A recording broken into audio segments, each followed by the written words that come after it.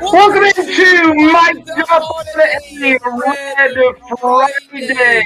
Thank you so much for joining us on this rainy, thunderstorm, chilly afternoon here in the capital city of Kansas. Jacob on with you, along with Nano from the north. Apparently, we're going to call him Fulton Pastor today. Wait.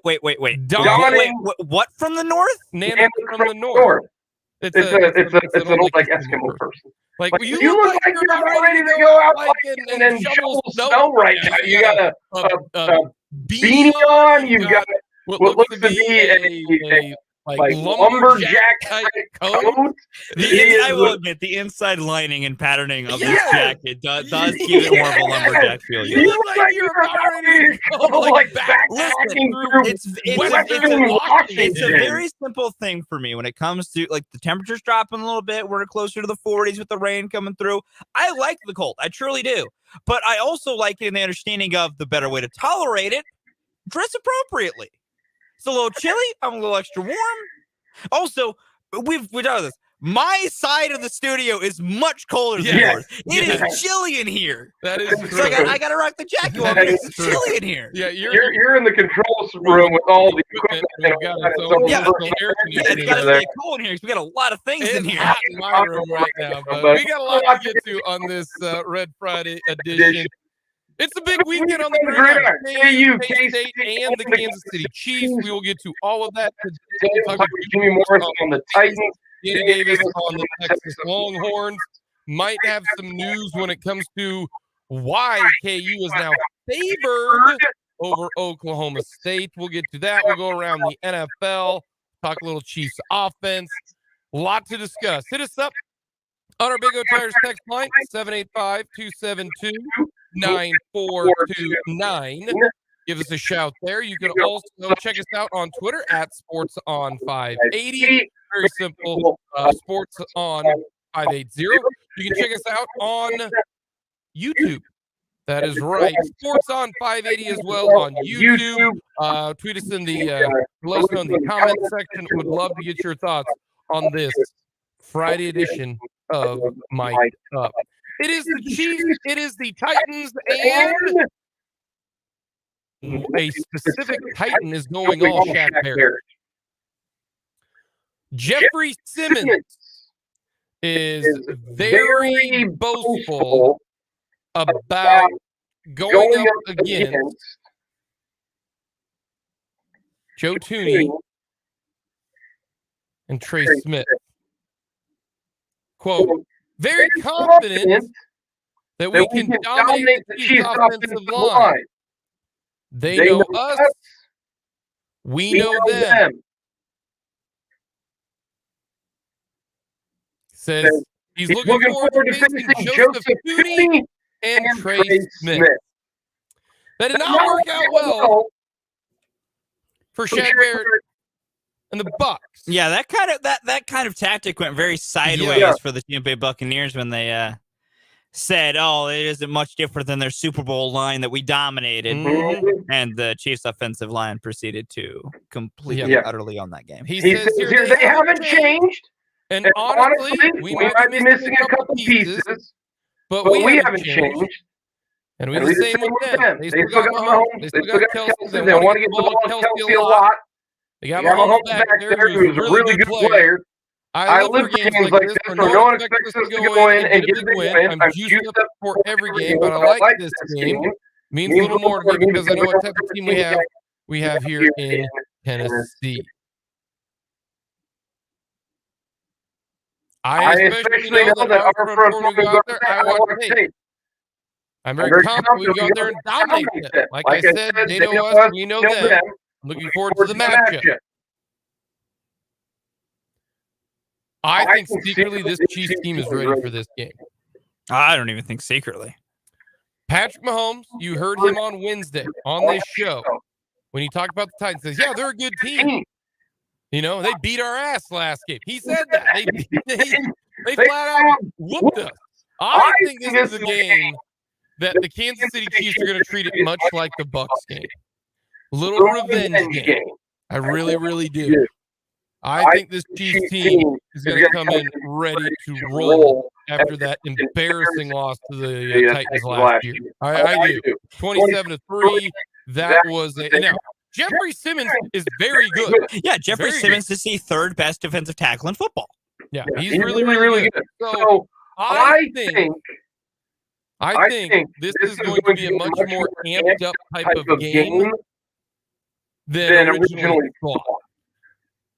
If Ryan Tannehill is not playing, I don't see how the Titans can win. I really don't. I really don't. Willis is not good enough. He's not ready. He's not. He is not ready. Especially if Spags brings the blitz. And I'm which you know he will. That's not an if. That's just a how much. And I'm all right with it because they ain't got any dudes that wide receiver. Yeah, what are you worried about? Robert Woods, who's still slightly dinged up. Nick Westbrook-Akinin. It's their current wide receiver too. Mm-hmm. Like I blitz Willis like it's going out of style. Like I've done it so much. That's our defense. Our base defense is blitz. You become Wink Martindale. Just you have to. Yeah, force them to throw dimes. So there's some this cranked up to 11 potentially. You know, they really could. With that, let's get to our keys to the game. My first key: get out fast, get out to a lead, get up 10-0, take the lead at the half 17-7. Take the lead early on. Make Tennessee one-dimensional. If Tennessee gets up 7-0, dang, it's going to be a long game. It really is until the Chiefs take over. Because if it's like 14-14 at halftime, Eagles versus Texans like it was last night, they are just going to run it. You expect the football on the ground 45 times. You get out to a big lead, you can't run it. That is crucial to me for the Kansas City Chiefs. Get out to a lead. That's how you stopped the 49ers from running the football. You got out to a lead, and they didn't continue to do it. Now, maybe if Malik Willis is playing and no Tannehill, they've got to run it no matter what because you don't trust the rookie. But you get out to a fast start, and I think the Chiefs are going to be in good shape. That's number one key. You got to start quick in this one. Number one key for me is a pretty simple one. It's just stack the box. Stack the box defensively because Derrick Henry is the only good football player on this team. The only good football player on their offense is Derrick Henry. So why not fully commit to stopping that? To a level of, I tell my corners, I tell Trent McDuffie, I tell L'Jarius Sneed, I tell Jalen Watson, I tell Josh Williams, you're going to get no help today. You are likely for 85% of this game going to be one-on-one against the receivers. Win-door matchup, you are better than them. Because we know how highly the Chiefs think of their own corners. It's win your one-on-one matchups because we are going to put 7-8 guys in that box constantly. Nick Bolton, Willie Gay, you have one job. You do not play coverage today. You do not play coverage all day. Your job is get downhill and smack 22. That's your job. That is your entire job. Easier said than done. It's much easier said than done. Sometimes the keys are very overly simplified, but it's the simple idea of run commit defensively. Okay. And if Ryan Tannehill or Malik Willis beat you through the air, you do the thing Mike Matheny never wanted to do and tip your hat to him. You just say, you know what? We told you to beat us through the air. You did. Good for you. We're not gonna let your best player beat you. You need to take the Belichick approach. Do not let the best player beat you. My second key, I waffled on either one of these because I think they're both important, but I thought about fourth down. I think the Titans are going to go for it a lot on fourth down. I really do. If they get near midfield and it's 4th and 1, they're just going to say, we got to get a yard. Because the more times you punt it to the Chiefs, the more they're going to score. I mean, the Chiefs are averaging, almost a field goal every single drive right now. You got to get points when you have the possession. But I think what's more important for the Chiefs defense is you cannot give up the big play. They don't have dudes. They have a dude. They have singular dude. That's it. Do not let them throw a deep ball. Do not let them get a 50-yard gain down the field. Don't commit pass interference penalties on Hail Mary balls. If you don't commit the big play, force them to go 80 yards in 10, 12 plays. Because eventually they're going to have to throw it in this game. And I don't know if Malik Willis can do that. I mean, his numbers in the game against the Texans when they just played him, which seems weird because the Texans just played yesterday, Thursday night. Did you see his box score? Wasn't it like 6 for 11 for 58 yards? 6 of 10, 55 yards. Not good. And he got sacked 3 times. Yeah, it was bad. And he ran it 5 times. Like, he's eventually going to have to do that. He is. This Titans defense is not like the Chiefs last year. And we're going to get to the Chiefs offense this year, where if Jeffrey Simmons thinks the Chiefs offense is the same as last year to this year, he is sorely mistaken. Yeah, but he is vastly mistaken. Don't give up the big play. Do not. Don't give up a 50-yard penalty because of offensive or defensive pass interference. Play the ball. The wide receivers for the Titans are not good enough to just flat out beat you.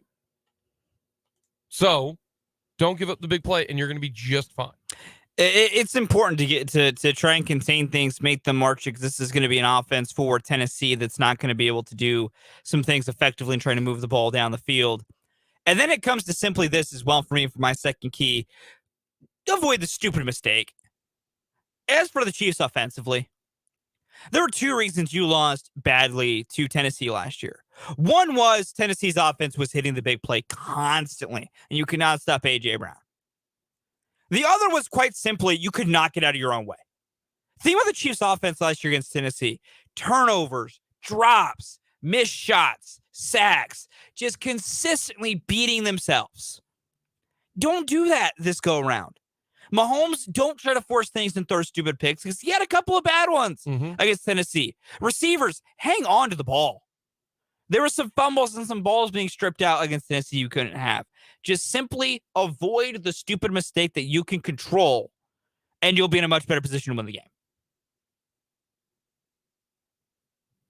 There's a reason it is a 12.5-point spread in this one, and I think it's mostly because of the quarterback spot. I really do. Yeah. I think if Tannehill's in there, this is a completely different game. I think if Willis is in there, that limits them severely. The Titan defense is good, but I don't think the Titans defense is, exceptional. The Titans defense also ain't played nobody, Paul. They ain't played nobody on offense. No, they haven't. That's why part of this game is a test for the Titans defense. It could be very good. And they might play very well, live with the Chiefs offense, and we'll go, wow, the Titans defense is actually a lot better than we thought. Wow, they're for real in their defensive performance. Or they could get shredded and we go, oh, part of the reason they probably are playing so good is that the best quarterback they faced so far has been, Daniel Jones? The best? No, I mean, they faced the Bills. Oh, that's fair. Okay. During the 5... That they've beaten. Sorry, that they've beaten. Okay. I should go. The best quarterback that they have beaten is Derek Carr. Wow. Great accomplishment, guys. Beat the Raiders, the Colts, the Commanders, the Colts, the Texans. The best quarterback that they have beaten is the one good team that they faced that got beat 41-7. That is also true. Giants beat them 21-20. Yeah, Giants beat them late because of 2-point conversion. The Giants figured it out. And then they faced a good team in the Bills and got squashed like bugs on a windshield. That's kind of what they're facing again on the road in a hostile environment on primetime. With the Chiefs coming off a bye. Yeah, which Andy Reid's lost 3 times his entire career. 20-3 off the bye. Now, that's in the regular season. Yes. He's coached 23 years in the NFL. That's the last I heard of it. That might have been including postseason. I'm not sure. I thought that was his regular season only. That number could be different, and I was viewing a number that included No, postseason. you're right. Yeah. Okay. It says here He's been coaching for forever. since the beginning of his head coaching career with the Eagles in '99. Reason an incredible 20-3 after a bye week. Yeah. That's regular season. Yes. Yeah. He is 20-3 off a bye. Correct. And 20-3 off a bye with Malik Willis at quarterback. It potentially. Don't know yet on Ryan History Tannehill does not favor the Tennessee Titans in this matchup. yet. History does not favor them. He's a little most recent update. Says here, this was from Ian Rappaport. This is on Good Morning Football. Quarterback Ryan Tannehill ankle is up in the air. Now, does that mean he's questionable? Or does that mean he really does have his ankle up in the air trying to elevate it? Probably both. Probably both.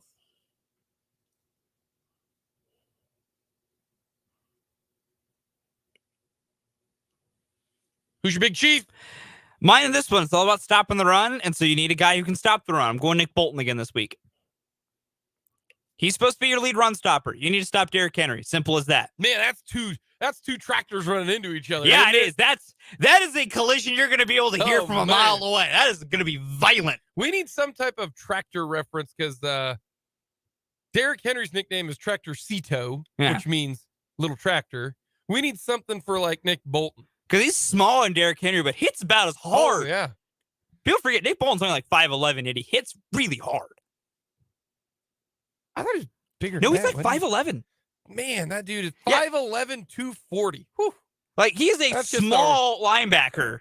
Not a 240. Not 240, but of the height. Man, that is just a It's a built dense- man. That is a dense individual ramming India. I can tell you that. That'll be a lot of fun for Sunday night. Truly. Yeah. Team Juju. I need to Juju get you a Smith-Schuster, Team baby. Juju shirt. I've been on it for a while now. I think he's going to have his third straight 100-yard game. That'd be nice. Team Juju. Coming up next, could the Royals welcome back one of their own? We'll get to that coming up next.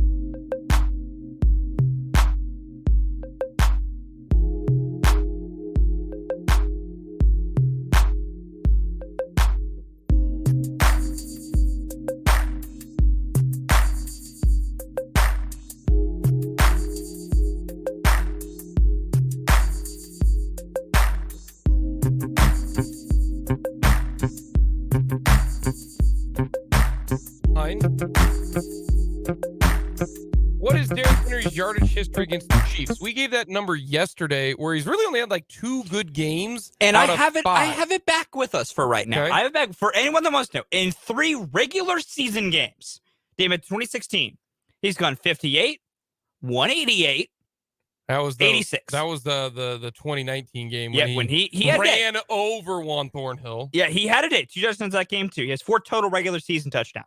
In the playoffs, he's gone 156 in 2018. Game the Chiefs won. Chiefs lost. Sorry, that was the Alex Smith really bad 2017 game. No, that was the Mariota year. The forward progress. Yes, from there's Mr. so many bad Triplett. things from that game. And then in 2020, there was the Titans loss in which Derrick Henry only had 69 yards. Yeah. So he's only had really 2 great games. So about half. Yeah. About half. So it's up in the air what Mhm. he could do, but Yep. the Chiefs have shown an ability to contain Derrick Yeah. Henry. Also from the Big O Tires text line, hola mi amigos, como estás? Muy bien, y tú? We'll go with that as well. I got nothing, folks. Saw this yesterday. This is from the New York Post. Zach Greinke, who's already a pretty strong Hall of Fame resume, is expected to return to pitch another season. His career WAR of 76.4 fits right between Justin Verlander and Clayton Kershaw. Greinke, who's 39 years old, at a 3.68 ERA, 137 innings back in Kansas City, and the Royals are interested in a return. I said Zach might be back. You did.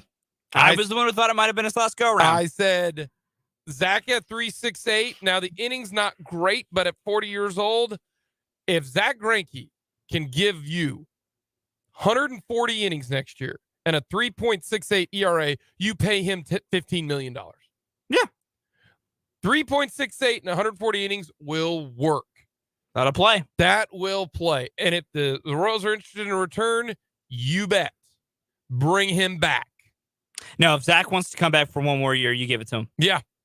No, you do. Say one It'd be a more great year. stabilizing presence for the new regime. Yeah, I think that would be excellent. I really, really do. Bring back. Oh, how about this as well? Dayton Moore may go to work for the Rangers under Chris Young, pitcher for the Royals. Honestly, good for Interesting. Dayton if that happens. Coming up, we will talk all things Titans with Jimmy Morris.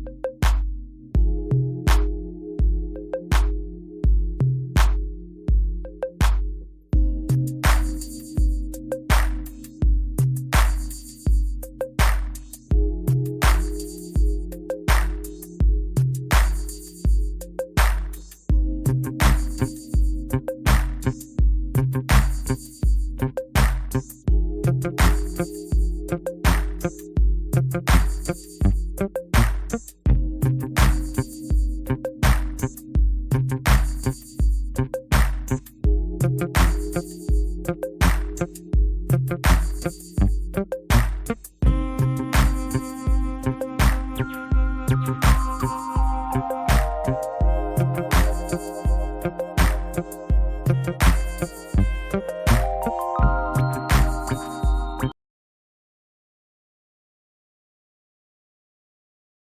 up on Sunday night, right here on your home for the Kansas City Chiefs and the Chiefs Radio Network, the Chiefs Titans Sunday Night Football at Arrowhead. And to talk all things Chiefs and more specifically the Tennessee Titans is Jimmy Morris. He is the editor-in-chief for the SB Nation site, Music City Miracles. Jimmy, how are things going right now? And are Titans fans pretty excited, jazzed up for this one against the Chiefs Sunday night?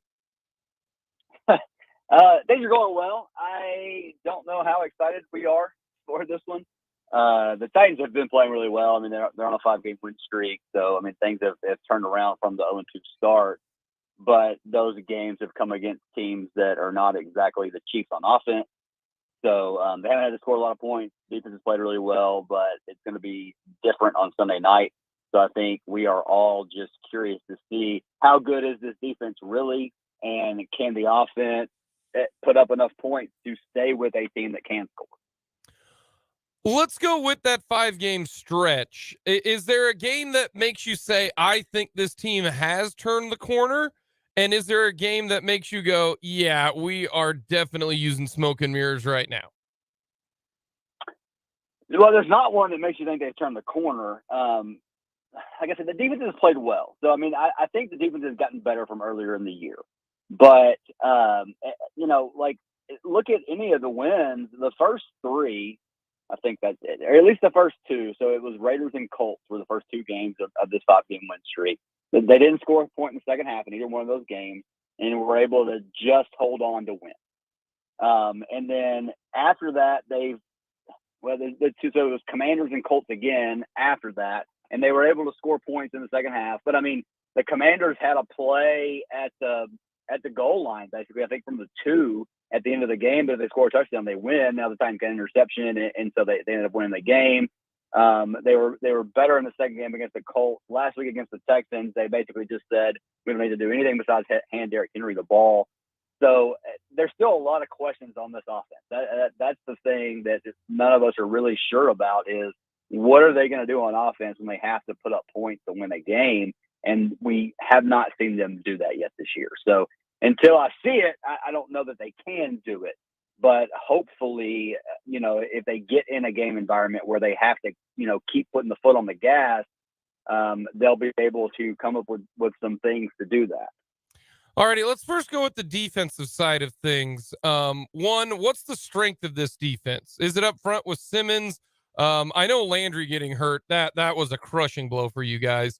But outside of Simmons, is it the strength up front? Is it the secondary? Where's the strength of this team? Yeah, it's definitely been the pass rush up front. Bud Dupree was injured earlier in the year, and teams were able to sit back and kind of pick this team apart. And I mean, you know as well as I do that the pass rush is kind of where the defense starts. It doesn't really matter how good your secondary is if you can't put pressure on an opposing quarterback. So with Bud Dupree back, they've been able to. I mean, Jeffrey Simmons is a monster inside. He's one of the best defensive tackles in the game.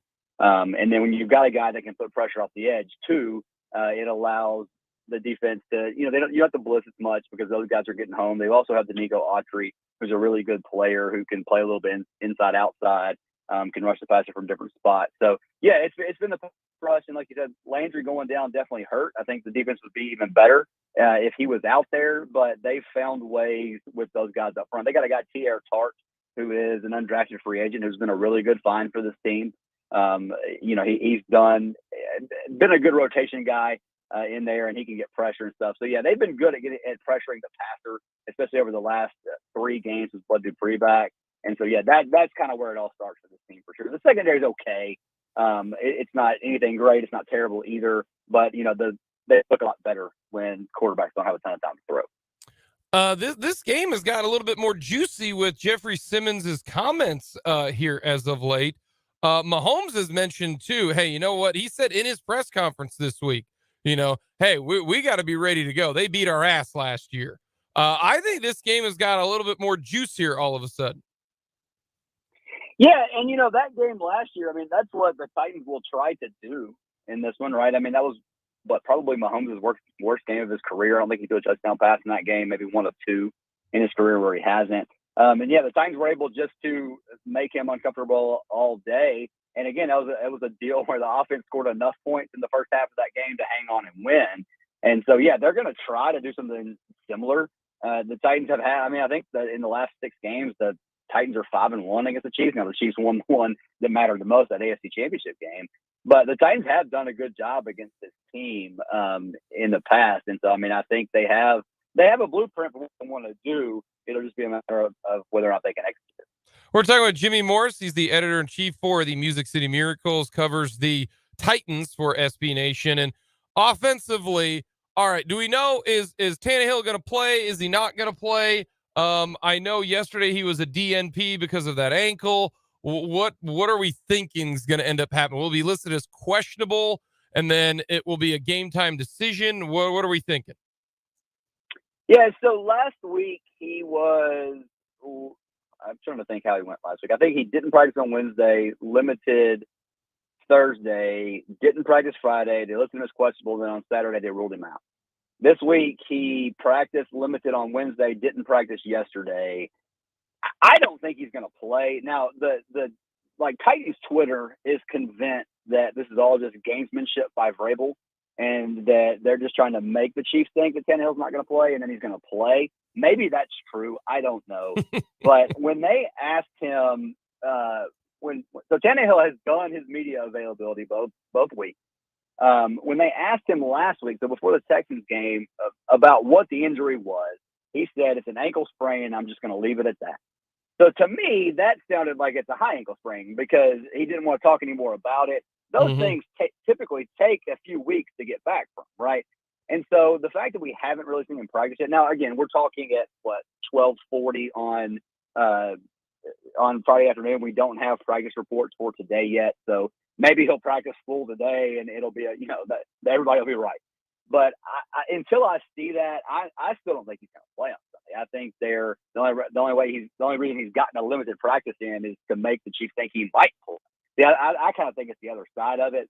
But I mean, we'll have to wait and see. But he hasn't done much yet, and it's still heavily wrapped. He's still, when you see videos of him walking around, he doesn't look like he's full strength. So I don't know. Like I said, what we know about Ryan Tannehill is he is a really tough guy. If he can be out there, he'll be out there.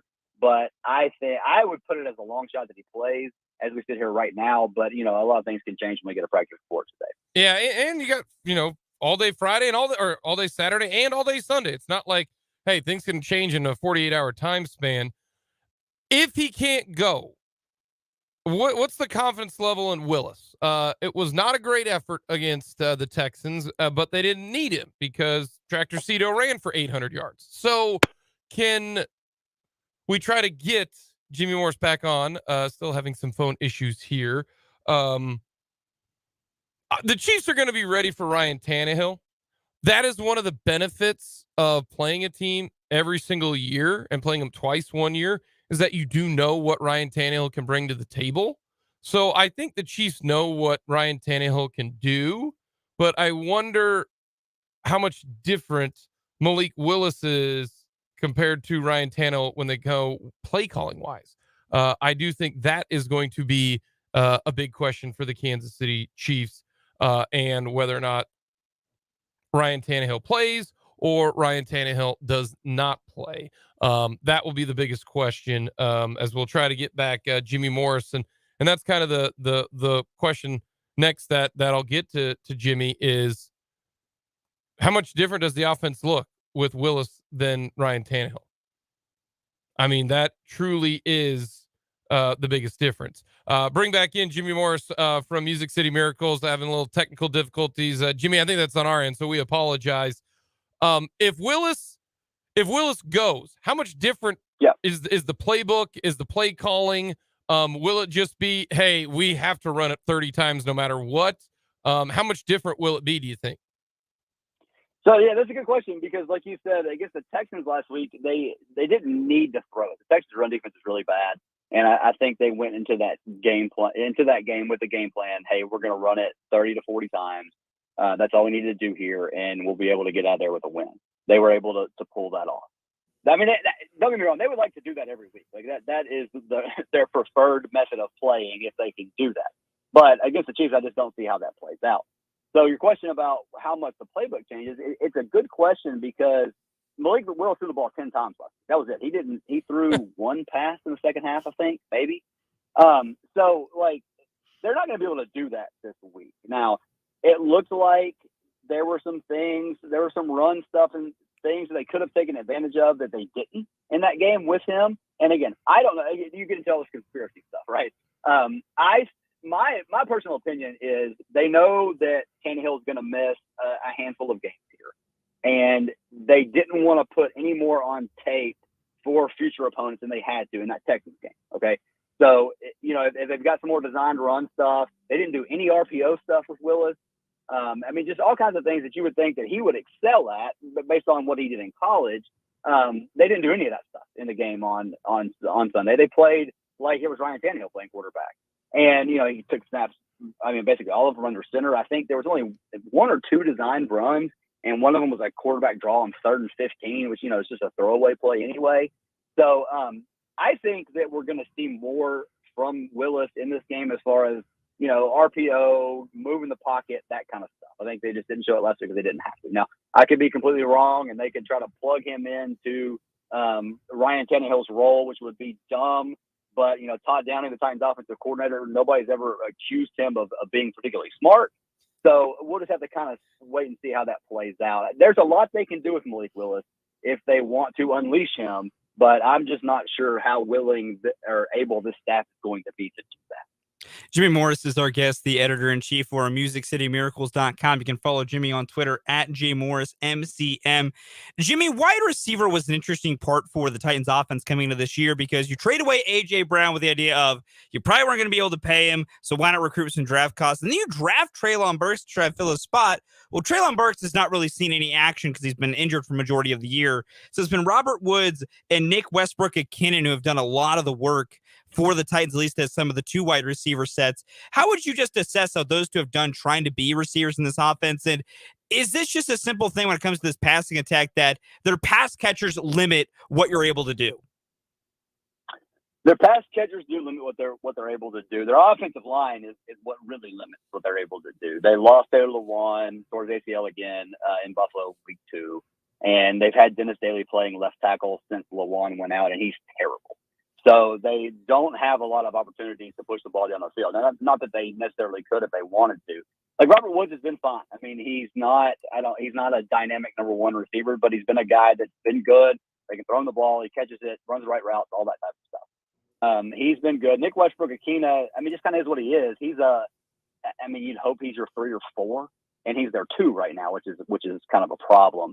Like you said, Treylon Burks has been injured. He looked like he was kind of coming on before he got hurt and did some good things. But yeah, I mean, the whole A.J. Brown thing, I mean, it just hurts. Like last week we were watching, Red Zone because the Titans didn't play until 3, and A.J. Brown scoring 3 touchdowns in the first half of his game. And I'm sure you've seen the stats, or if you haven't, just, look around Titans Twitter. All these stats, A.J. Brown has, more yards and catches and touchdowns than the Titans receiving core all combined. So that, the replacing him with Treylon Burks has not played out like they hoped that it would. And I mean, some of that's because Treylon Burks has been hurt, but some of that's just because Burks is not as good as a receiver, especially at this point in their careers. So yeah, I mean, they are limited in what they can do in the passing game. And so that's why the quick hitter stuff with Malik Willis would seem to be a spot they would try to go. The other thing is Malik Willis does a really good deep ball. I mean, that's definitely one of the strengths of his game. But, with this offense of not being able to protect, plus not really having guys that can put pressure on defense down the field, we're not really getting much of an opportunity to see that. Pivoting over to the defensive side of the football, Amani Hooker and Kevin Byard really create a great safety pair for you guys down there in Tennessee. But Amani Hooker been dinged up this week, has logged 2 straight DMPs with a shoulder injury. First, do you think Amani ends up playing here, even though he's limited now, but you never know what can happen as the weekend progresses? And moreover, how do you think that affects how the secondary will play against the Chiefs passing attack that has been really, really playing well as of late if the Titans don't have one of their top safeties? Yeah, so I don't think Amani Hooker is going to play. When Vrabel will never give injury information out if he doesn't have to. Like, it's always, well, when they ask him something on Monday, he's like, well, you have to wait and see on Wednesday. And then even like before Wednesday practice, sometimes he's like, well, you just have to see when the practice report comes out. When they asked him on Wednesday if Amani Hooker was going to practice, he said no. And so then he does his availability before practice. So I don't think Amani Hooker is going to play. I think he's got at least fairly significant injury is going to keep him out for a week or two. So that will hurt them, obviously, because like you said, he's a really good player. Has really come on. They gave him a contract at the beginning of this year because he's been really good for them. The good thing is the guy that played slot corner for them last year, Elijah Molden, who has been out since training camp. They opened his practice window to return from IR this week. I think he'll be back, and so he can play slot. So what they've kind of done is Amani Hooker's actually been playing a lot of slot corner in the defense, and then they've kind of rotated guys besides Byard. So I think this week you'll just see kind of the safety rotation that they've had with Kevin Byard, but then they can plug Elijah Molden in at that nickel spot. And so it doesn't hurt as if Molden is activated, and we haven't seen that for sure yet. But it wouldn't hurt as much as it would if Molden was still out. But I mean, yeah, it will definitely hurt them going up against this passing attack. And you want all your horses to be available when you're facing Patrick Mahomes in this group. Are you surprised it's a 2.5 point spread or 12.5 point spread? I'm not. Like I said, I don't think many people around here leaving the Titans, much less Vegas, and you can understand why they wouldn't, especially with the way that they've won these last few games. So, and then as well as Chiefs have been playing recently, I mean, I think it makes sense from that standpoint. And then again, the uncertainty around Ryan Tannehill, what you saw from Malik Willis in limited chances last week wasn't great. So, I mean, no, I get that. I think that makes sense. Alrighty, my last two for the road here for you. I'm assuming you've been to Broadway there in Nashville. Can you give me your favorite place to go to on Broadway in Nashville? That's a good question. Yeah, there's a ton of stuff down there, and it changes all the time with stuff coming in and out. I mean, I'm kind of a Wild Horse Saloon guy. Okay. I've been there. It's been here forever. I mean, I grew up here. I'm 40 years old. I've lived here all my life. So that's just kind of one of those old classics that has stood the test of time from what Nashville was when I was even like in high school versus what it is now. It's changed a lot. Yeah, because now it's all just a bunch of country singer bars. You got Luke Bryan's FGL House. Yeah, it used to be. All those places. My wife lived in Nashville for 5 years, and so we still go back to Nashville a lot because she's still got a bunch of friends there, and so I'm always interested to know like what the people who live there, do they go, because you don't go to Broadway a whole lot, my guess is, because that's now Nash Vegas, all that type of thing. So if you were to go to a off Broadway place to either hang out, listen to music, whatever, maybe a writer's round, something fun like that, where would you go? Yeah, you put me on the spot here. I'm old now. I don't spend as much time downtown as I used to. I mean, the Bluebird Cafe, I don't know if you've ever been there, but that's a classic place. I mean, that's one of the best places to go to just, it's off the, like you said, off Broadway type deal. But obviously has a ton of historical significance. And I mean, if somebody's playing there, that it's somebody that at least has a chance to have a career, because they don't just let anybody on that stage. So yeah, I mean, I'd say that's the place if you're not going downtown. Yeah, that writers round, stuff like that. You hit the nail on the head there. I've been there a few times.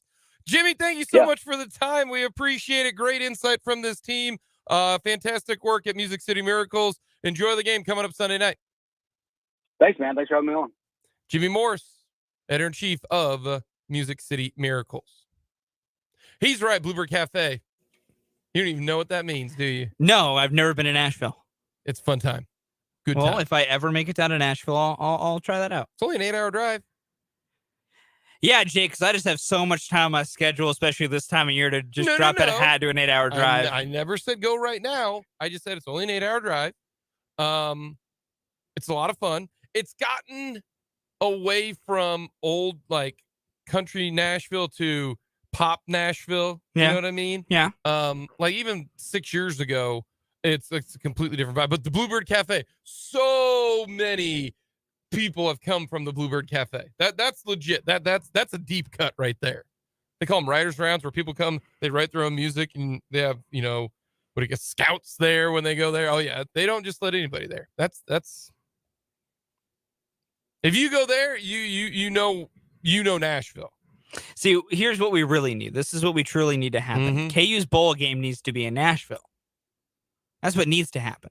Do they have I don't know if they do. I have no idea if they do. No.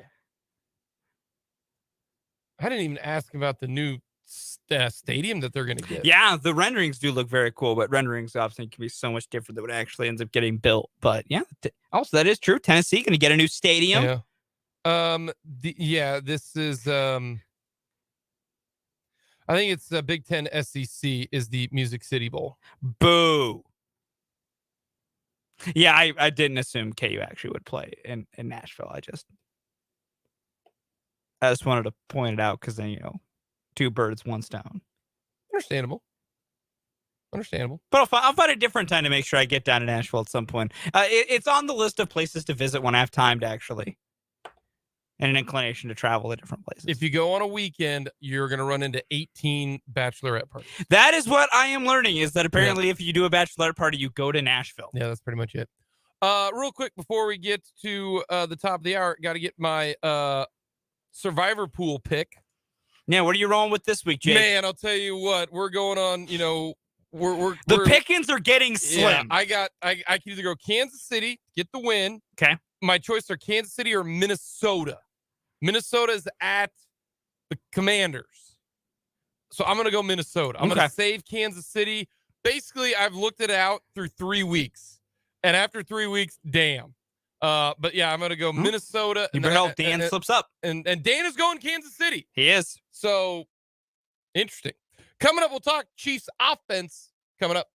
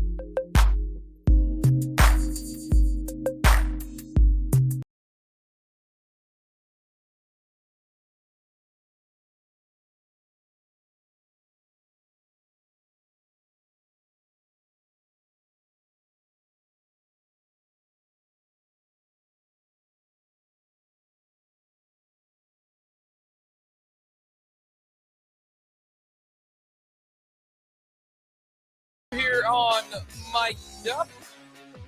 Thank you so much for joining us. Jake Lon, Colton Castor with you on this Red Friday edition of Mic'd Up.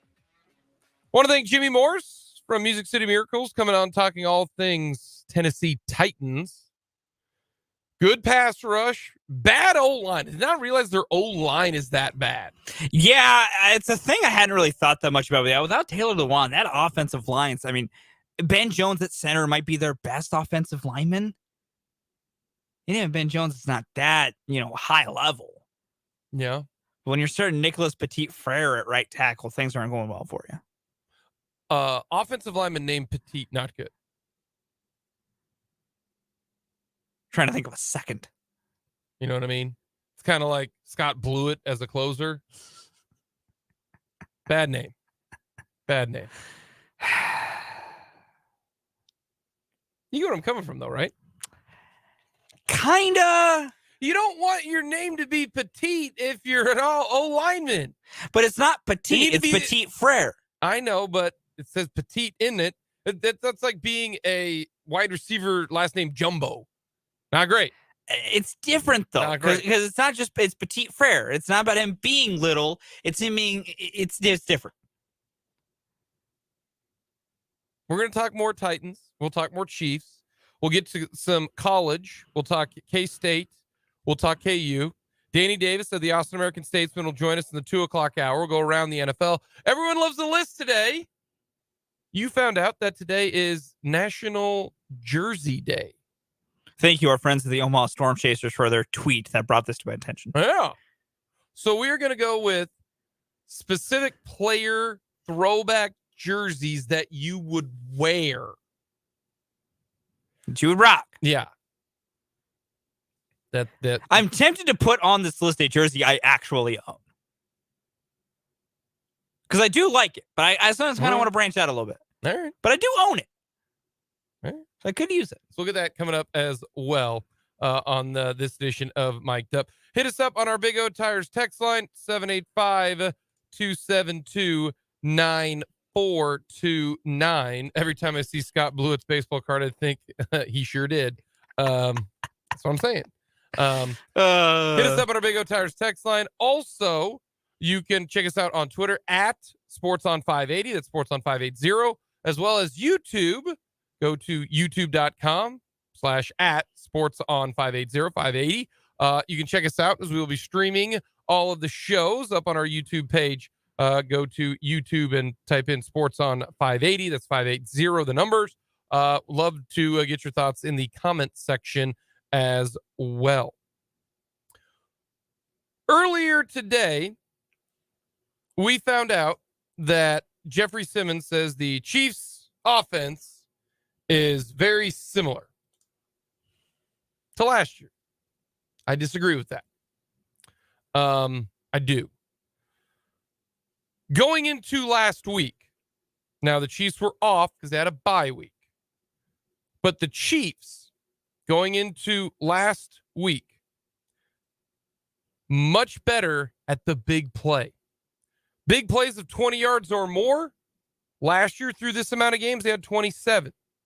This year, 37. They have 22 big plays, 3 more than the Broncos. Just 3 more. This was prior to the Sunday because the Chiefs didn't play. So you're like, wow, the Broncos Chiefs only got 3 more big plays than the Broncos. Wow, that's pretty incredible because the Broncos offense stinks. So it's absolute dog water. It does matter. Now, the game last night, Philly, their offense churned out some good yardage, but 8.1 yards per pass was second behind Philly. Number 2, out Tyreek Hill. Chiefs, 8.1 yards per attempt behind Philly. Going into this bye week, the Chiefs, number 1 in first downs and number 1 in the NFL in touchdowns. Seems pretty good, right? Does. This is without Tyreek Hill. Because we were told from all the national people that the Chiefs offense is going to spiral. Yeah, it's going to spiral out of control. It's going to be bad. Yeah. Even to the point where some people are like, the Chiefs aren't even going to make the playoffs. Yep. Looking at you, Bart Scott. You know who you are out there. Yep. But Travis Kelce on his own podcast, New Heights, which is very fun. It's fantastic. He talks about their offense and how it's a lot different this year. Here's what Travis Kelce had to say. The new aspect, like it's new. Not a lot of teams can scheme it up. Not a lot of teams were ready for how Pat could throw the football, the weapons that we had. Tyreek was evolving. That offense was so much fun to play in. Mm-hmm. I think it keeps evolving into Pat's strengths.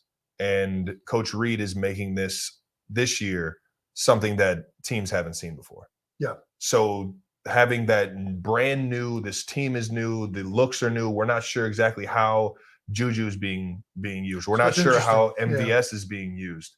It's still a question on, all right, in Coach Reid's offense, how are these pieces going to work? Yep. Well, at the same time, the offense is evolving. And on top of that, you don't even know what this piece is doing. That's interesting. Yeah, because I do feel like, the best offenses are obviously ones that have great players, but also ones where the coaches have thought of some new things or are doing things that defenses haven't really caught on to yet. And so what you're saying are still favorable to the pieces that they have. Oh, right? Of course. Yeah, right. Yeah, but like it's not just we're dialing up this play because versus cover 3 we think it's going to go. We're dialing up this play because it has Patrick Mahomes. We want this player to do this. Exactly. Yeah. I think so. What you're saying is losing Tyreek in some ways has forced Andy and the offensive staff to reevaluate ways to make the offense new pieces. Yeah. New pieces. Way to integrate these, ways to still manufacture big plays. 100%. Whereas before, like having Tyreek was almost like we knew what he was good at. We were going to keep doing these things. Mm-hmm. That's interesting. So that's Travis Kelce saying it. So they're not like last year. They aren't. That to me is a great thing. And maybe that's why the offense has clicked the way it has. Big plays or 20 yards or more. The Chiefs have 10 more through this time frame this year as they did last year. They're number 1 in first downs, number 1 in touchdown. The best offenses in the NFL are the Chiefs and the Bills, and then there's everybody else. And even moreover with that, when you look at even some of the different numbers, it's Chiefs, large gap, Bills, large gap, everyone else. Mm-hmm. It's insane. It's something that I don't know if enough people... It's weird in that I think some people don't realize it enough because there have been some of those lull moments where the Chiefs offense hasn't looked particularly great. But overall, on a consistent basis, this team is just so efficient. They move the ball so exceptionally well, and they know exactly how they want to try and move things and attack. And truly, it is a level of, I think defenses don't know how to scheme because the scheme keeps evolving and changing. And just the Chiefs are doing things in a different way than ever before because truly, what Patrick Mahomes spoke about in the preseason during training camp is going to be an offense that spreads the ball around, that we go to different guys. You never know week to week who's going to be the featured guy outside of Travis Kelce. You know Kelce's going to get his looks. And no matter what you do, you aren't really going to be able to stop it because he's arguably the greatest tight end to ever played the game of football. But outside of that, You can't scheme up these wide receivers because you don't know what's going to happen every week. And I think going forward, the biggest plus or the biggest aspect of the Chiefs offense to turn it into this unstoppable force is MVS in the deep ball. I think if the Chiefs are able to get MVS going with the deep ball, that opens up Kelsey, it opens up Juju, opens up McCole Hardman with, the jet sweeps and that type of stuff, opens up, Sky Moore or Kadarius Toney. I think that is what will be the biggest X factor in the upcoming 10-game stretch for end of the regular season. I think they've got all that other stuff down. You add the deep ball, the deep threat. That was a huge reason why the Chiefs got it cooking against the 49ers, because the deep ball was so big for the Kansas City Chiefs. Was it the Chiefs in the game against the 49ers? I want to say that MVS had over 100 yards on just 3 receptions. Yeah, he had 3 catches for 111 yards. Yeah. And his long was, let's see here, was 57. So if you take out the 57, I mean, the other 2 throws were a combined 50 yards, basically. And I mean, if you average that, that's 20. Like, that deep ball is such a huge, huge bonus for this Chiefs team. And we haven't seen them get that locked in a little bit. And I see some people that this is where sometimes you want to keep going. It's like, hey, let's go even higher. Where it's like, honestly, the Chiefs offense is where they've reached the summit with that performance against the 49ers. Some people are like, that they got to find a way to improve. I don't know if people realize this, but the game against the 49ers, according to the advanced numbers, it is the best offensive games since 1981. 1981. This is over 40 years of games. Okay. 81. I wasn't even alive. The game against the 49ers, the Chiefs game against the 49ers, was the 6th best offensive game since 1981. That's incredibly impressive. Okay. And they did it against a top 10 defense. Most of these games are not against top 10 defenses. Like, they've shown the best. What you saw against the 49ers. I mean, it was going to be 7 straight touchdowns, except for a low block call on Jerick McKinnon, which, to be honest with you, letter of the law probably was right, but in the grand scheme of things, that happens a bunch. They would have scored 7 straight times. Like, that's it. The whole goal now, the Chiefs showed against a good pass rush, against a good defense, the Chiefs showed we're the best. Like, we're the tippy top. So it's all about, can you duplicate that? You don't need to get better. Like, you don't. Yeah, and that comes down to, I don't know if there really is a way to get better from what they did. They were about as close to perfection as you can be and in that game against San Francisco. If you want to throw in, Mahomes threw an interception. Well, that's the areas you can clean up. But they had the 6th best game ever. Well, not ever. Let me rephrase that. 6th best game since 1981 when it comes to offensive output, production, efficiency, all of that combined. By the way, number 1 was 2018 Chiefs against the Browns. Number 3 was the wild card game last year for the Bills. So you've got 3 of the top 6 games since 1981 that have happened in the last 4 years. 2018, when Mahomes' first year, he scored 37 against the Browns.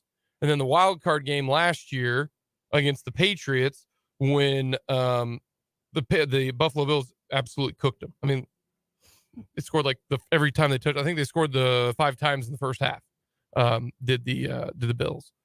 But they've reached the what you expect. So what are ways that they can improve? No, they literally did it. They literally did it in a game against a legit top 10 defense. They've shown that this offense can get it done. Can you get close to that? Yeah, it comes down to is how close to that performance can you continue to replicate? And I think they can get pretty, they're not going to replicate it exactly. They're going to have games where they struggle a bit more, but overall, because you're seeing how it's being done, because guys are starting to get comfortable in their roles and Mahomes is getting comfortable with them. We talk about the MVS deep ball. It's been there in almost once a game every week. They just can't seem to figure out the timing. Whereas this past game against San Francisco, they figured out the timing. They figured out how to make it work. Juju Smith-Schuster getting so much more comfortable and finding his spots and finding his groove. Kelsey doing what he can do. I think this offense is going to continue at a similar pace. And I think if there's a place to improve, it's just getting some more efficiency on the ground game. And that just comes down to the running backs playing better and honestly at this point giving Isaiah Pacheco more of the carries. So the Chiefs offense, it is different. It really is. You've heard it from Travis Kelce. You've kind of seen it, different pieces. They can do different things. And I'll be interested to see if Kadarius Toney changes that. Because I do think Kadarius Toney and Mecole Hardman have similarities, but I also think Kadarius Toney's ceiling is much higher than Mecole Hardman's. I think Kadarius Toney has a much better route tree than Mecole Hardman. I agree. And I hope, you ready for this? Is Kadarius Toney this smart? Did he play like the long con? Like, hey, you know what? I am going to... Playing for the Giants sucks. Daniel Jones stinks. I don't want to be here. Could he play the long con? Like, I'm going to do this to get myself out of here. We knew that we were told from Patrick Mahomes this week that they tried to trade for Kadarius Toney earlier in the offseason. They did. Yeah. Right? They did. They tried. And they get him now midway through. And all of a sudden, I don't know if you've seen Kadarius Toney. That's not a man with a bad hamstring. The Chiefs put out some video of Kadarius Toney running some routes. My guy looks very good. He looks very quick twitched. Did Kadarius Toney play the long game and the con game? I don't know if he did or not, but if he did, that is the craftiest thing ever. Right? Pretty impressive Because stuff. I will say, that man's hamstring looks pretty good to me. Yeah, no question. If Jody Fortson doesn't play, I think that Kadarius Toney is suited up. I do. Coming up next, everyone loves the list. Specific player throwback jerseys.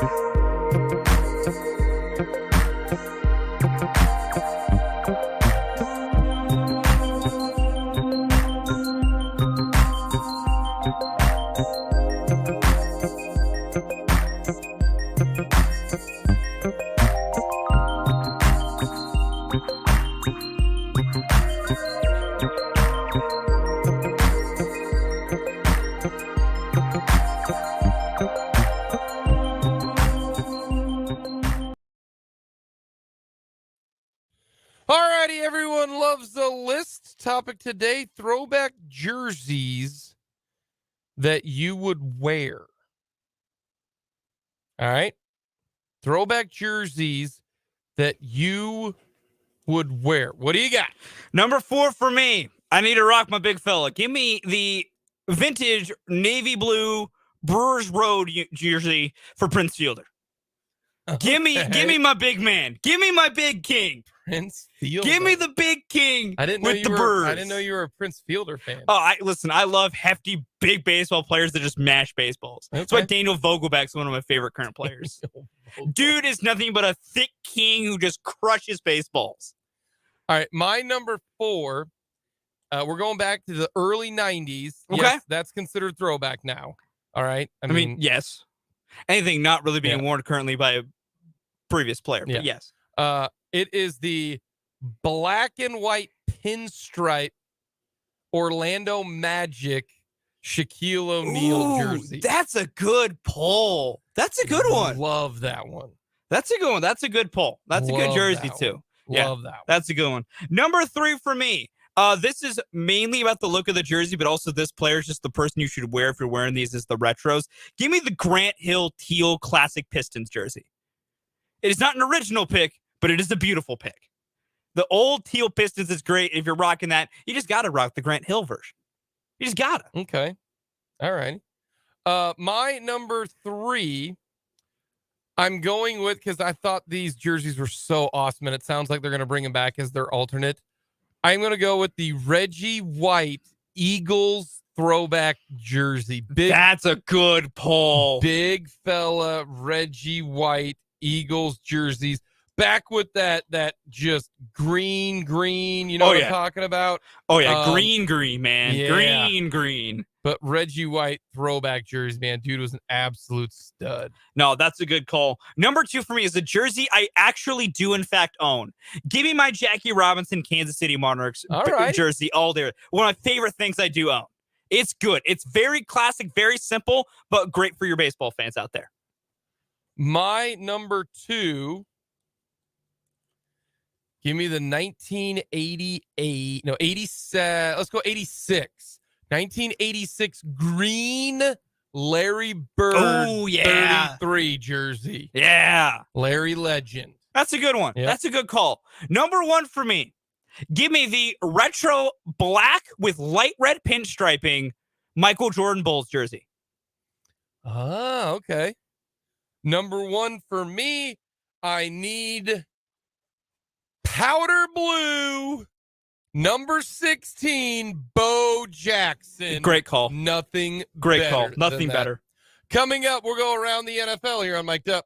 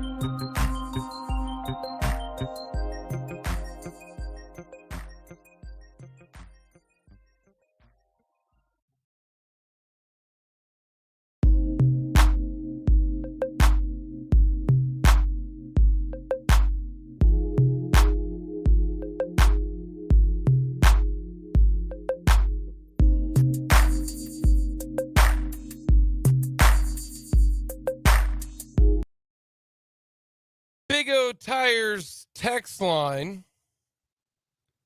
I have a Marcus Allen 32 Chiefs jersey. That's a good throwback. I'm on board with that one. No question.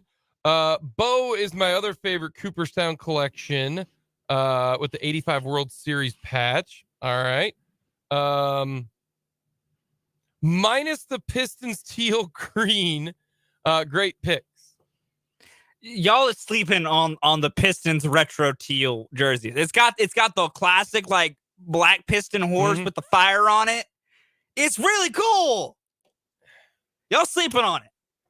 The Pistons brought it back for this year, which I'm proud about. I think the Pistons that had the basketball in red where it said Detroit Pistons on it, that was a better one. No, there's nothing better than the flame piston with the teal background. Because also teal, great jersey color. Also, a Rex Hudler retro Expos jersey.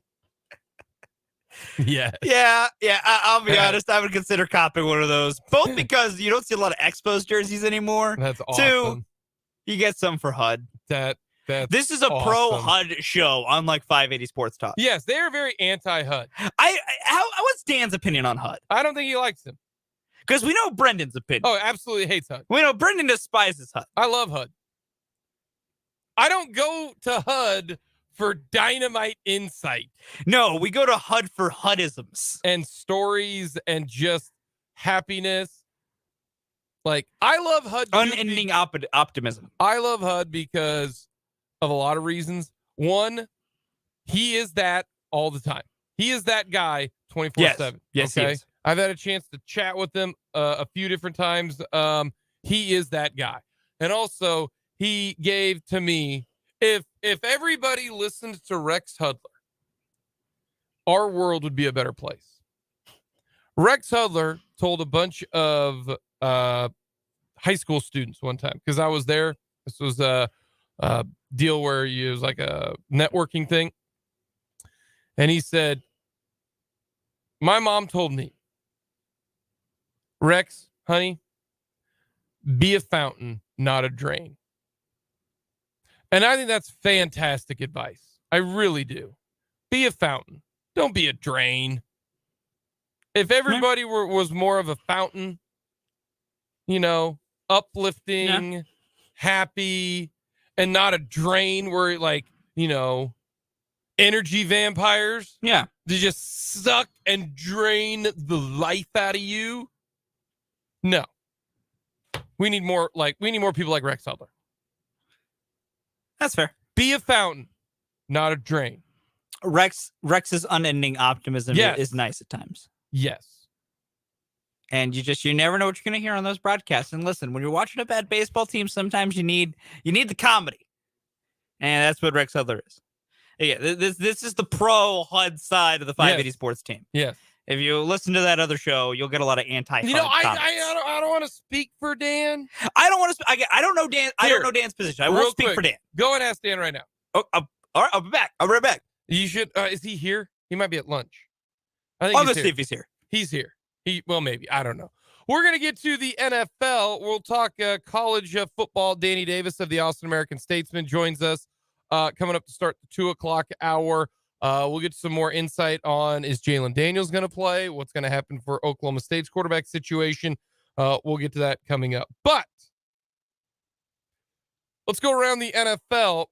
And when you've got all sorts of teams who are like 4-4 and 5-3 and 3-5, it makes for some very, very interesting matchups this upcoming weekend. It really, really does.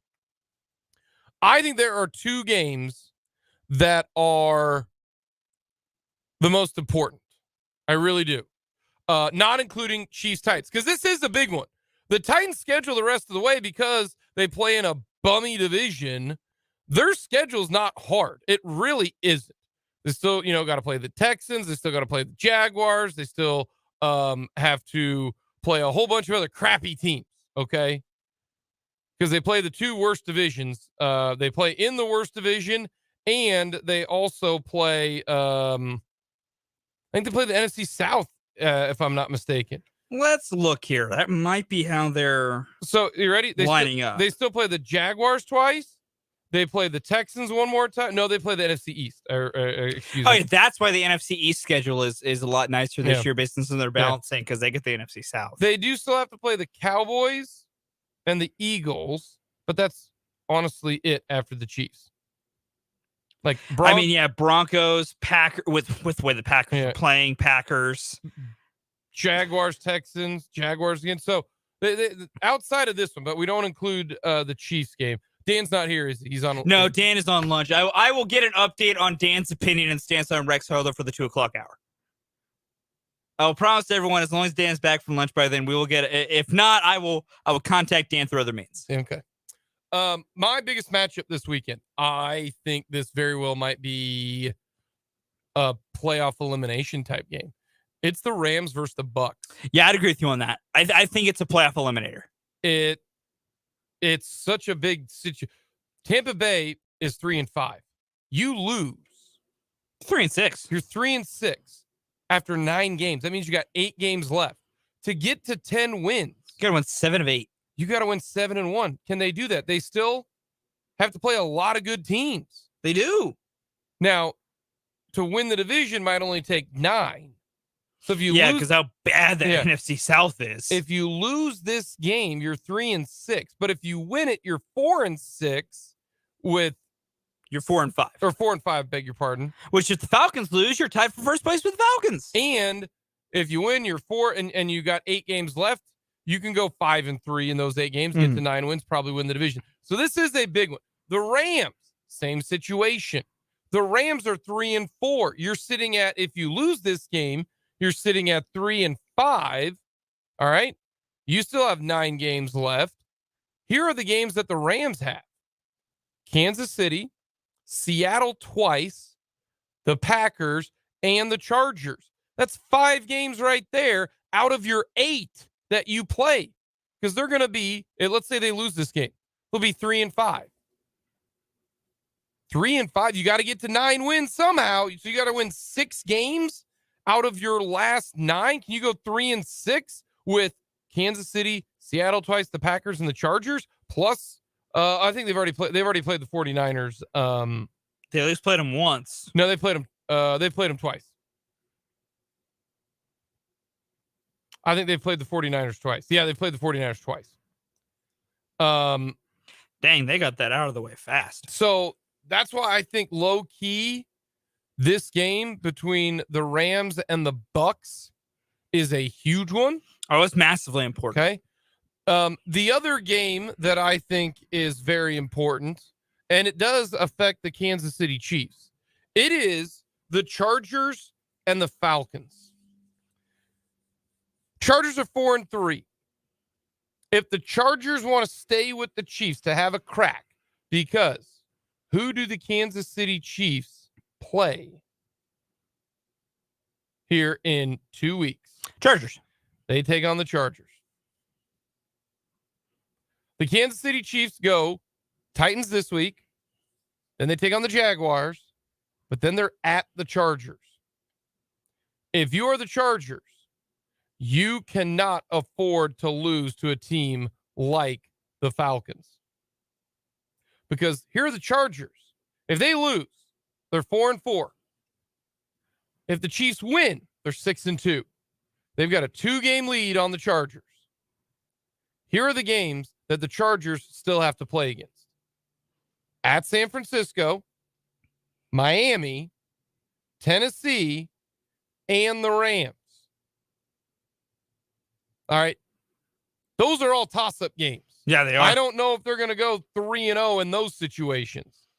So if you're 4-4 and then the Chiefs beat you, that's a 3-game lead for the Kansas City Chiefs. If they beat the Titans, they'll beat the Jags. You'll have a 3-game lead if you lose to the Falcons and you lose to the Chiefs. You'll have a 3-game lead with 7 games to go. Like, this is a big game for the Chargers against the Falcons. Falcons, same situation. Falcons are 4-4. They're trying to keep up a lead in the NFC South. You beat the Chargers, you're sitting at 5-4.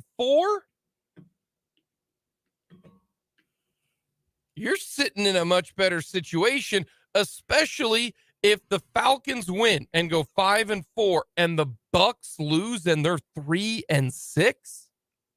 That's a 2-game lead for the Falcons through 9 games. That's a huge, I think those are the 2 biggest matchups. But there's with this league this year, with so many teams hovering around 500, it makes it a completely wild NFL. It really, really does.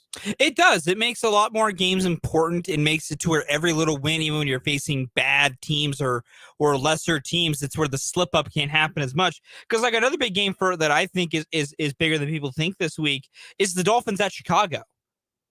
Because if you're Miami, you kind of want to keep pace for your playoff aspirations. And should you beat Chicago on the road? Sure. See, I think Chicago's buns. I don't think they're very good. But here's the thing, though. Their offense the last 2 weeks is putting up points. They put up points on Dallas. They got blown out because their defense wasn't great. And also there were some defensive touchdowns for Dallas, but they put up points on Dallas. Okay. They put up points the week before. And if you're Miami was down 14-0 to Detroit. Yes. An objectively worse team than Chicago. Like, should Miami win this game? Yes, they should. But is it out of the realm possibility if they are not focused and play strongly? I would have thought of that one. And that's my point with so many games. I mean, that was my point with the Packers when they played the Jets. Was a game of like, well, it shouldn't really matter. They should win. But I was like, but if you don't play when you slip up, there's your problem. And what do? They've slipped up and they lost to the Jets. Miami has shown an ability to not focus and be ready and slip up these past couple weeks. Barely beat Pittsburgh and barely beat Detroit. Those are 2 teams. If you're a playoff team, you should not have those issues against. And so that's kind of my point, at least with this Miami thing here, is if they want to be a playoff team, and hell, if they want to try and compete with Buffalo to maybe still try and steal the division, you can't be slipping up on these games. And I think that's a game to where Chicago's playing better. They trade now. The Chase Claypool trade is probably not that important, but still, they've been playing better as of late. Miami's not been playing great. That's a sneaky game to where the Dolphins could get caught napping, and now they're sitting at 5-4. They go from a chance to build up a little bit of a cushion to being right in the thick of just the gigantic mess that is the AFC wildcard picture. You can't afford that in a division like you have because they need a wildcard spot. I'm wondering about another game. The Packers take on the Lions. Brendan, if you are somehow listening, please close your ears. No, that's nothing. I'm I'm looking out for my friend. You can't lose. You can't lose to the Lions. No, you can't. You cannot lose to Detroit. And the Lions' defense is terrible. It's so bad. If you can't score against the Lions, can you score against anybody? I don't think you can. And that's why I said this last week. I've said this probably for a few weeks now. Mm-hmm. The Packers have got to stop the bleeding. They've lost 4 straight games.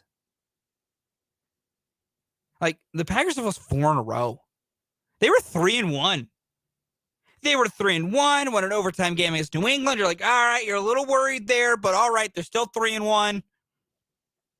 Then they go to London and lose to the Giants. You're like, okay, bad, but you know what? London game, whatever.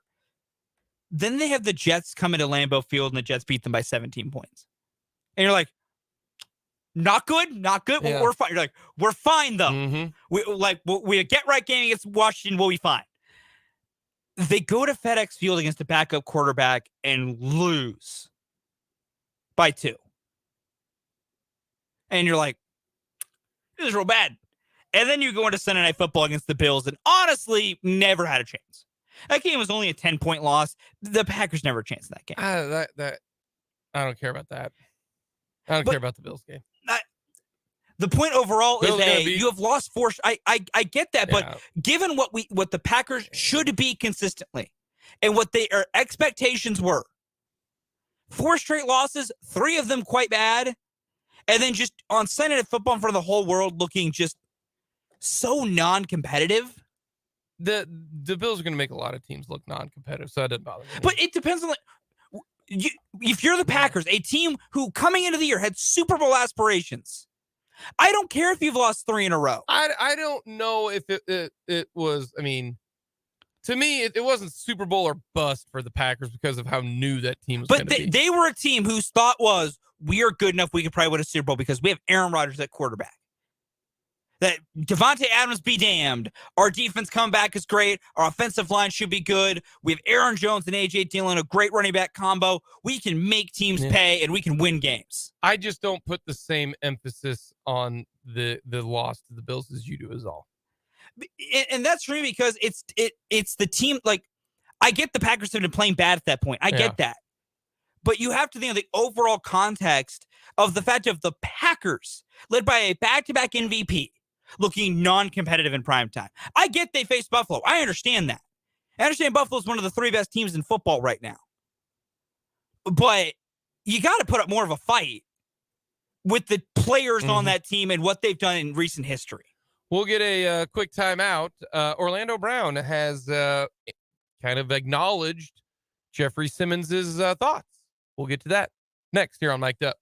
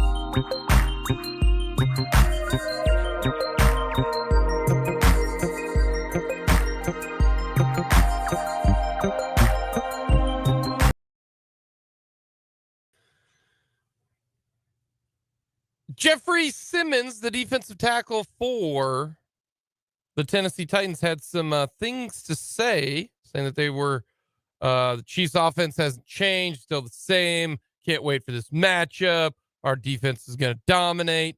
Well, according to Pete Sweeney of Arrowhead Pride, he caught up with Orlando Brown Jr. Quote, when people make comments like that, they're heard and we get it, said Orlando Brown Jr. Quote, it's just an understanding that it's football and everybody's got their own element, part of their game that they need to motivate themselves and all those different things. As a unit, we take a lot of pride amongst ourselves in handling our job and doing what we need to do as a unit and as individuals. People make comments like that, they're heard. We get it. Football is a competitive sport, but at the end of the day, we understand we've got to take care of business when the lights come on. That is what Orlando Brown Jr. had to say about the comments from Jeffrey Simmons. Why you got to poke the bear? I'm just being the team overall. We saw what happened with the Bucs. The offensive line played with an anger and an edge because they don't like being talked down to. Like, I get it. Football is competitive. Orlando Brown is going. Football's competitive. Guys need something to kind of get them going sometimes. Why, when you're a team that knows you might be outmatched, do you poke the bear? Why do you poke the big kid? You know it's not going to go well. I think poking the bear is fun if it's like on a low key, just like, lower level stuff. Like sometimes, you got to poke the bear with your buddies to get them like riled up. Like sometimes I poke you. Yeah, but that's different than this. Exactly. This is a little bit more an aggressive poke. Yeah, This and you is know what's not going to a- happen? The bear's going to get up and slap you across the face. Well, no, this is more of a box them in the ears instead of a poke. Sure, either way, the point being, you're going to make the bear mad. Exactly. But and the thing is, the bear doesn't need help getting mad. Some bears do. Some bears are just chilling. That's fair. If Like- the bear was going to be chill, and you might have actually been able to stay in it, now the bear's going to try and rip your head off. The Chiefs maybe were just chilling. And now the bear got poked or boxed. Coming up, we'll get to Danny Davis talking all things Texas.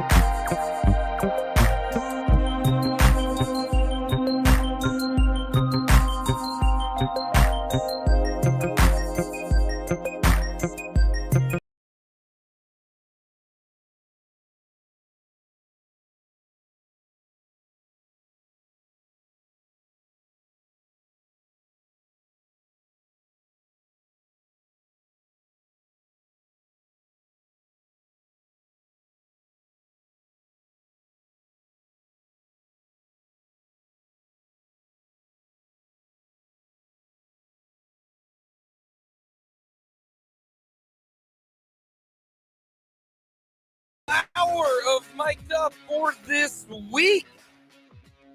Thank you so much for joining us on this very rainy and overcast, windy afternoon here in the capital city of Kansas. Jacob on along with Fulton Caster with you, leading into 580 Sports Talk with some high school football tonight. Then we've got a big game coming up tomorrow night. That is right, in Manhattan, under the lights. You can hear that right here on your home for K-State Athletics, 580 WWW, FM 104.9, K-State taking on the Texas Longhorns. We'll talk more Chiefs. We'll get into a little bit more Big 12 football as well to finish up this hour. But to talk all things Texas and K-State, we bring in Danny Davis, covers the Texas Longhorns for the Austin American-Statesman. Danny, my very first question is, maybe you can help me out here. Why is Texas favored by 2.5 points? What am I missing after what occurred between Texas and Oklahoma State and then K-State and Oklahoma State? Can you give me a reason why Texas is favored? I'm very interested because when I see a line like this, I always wonder what Vegas knows that I don't.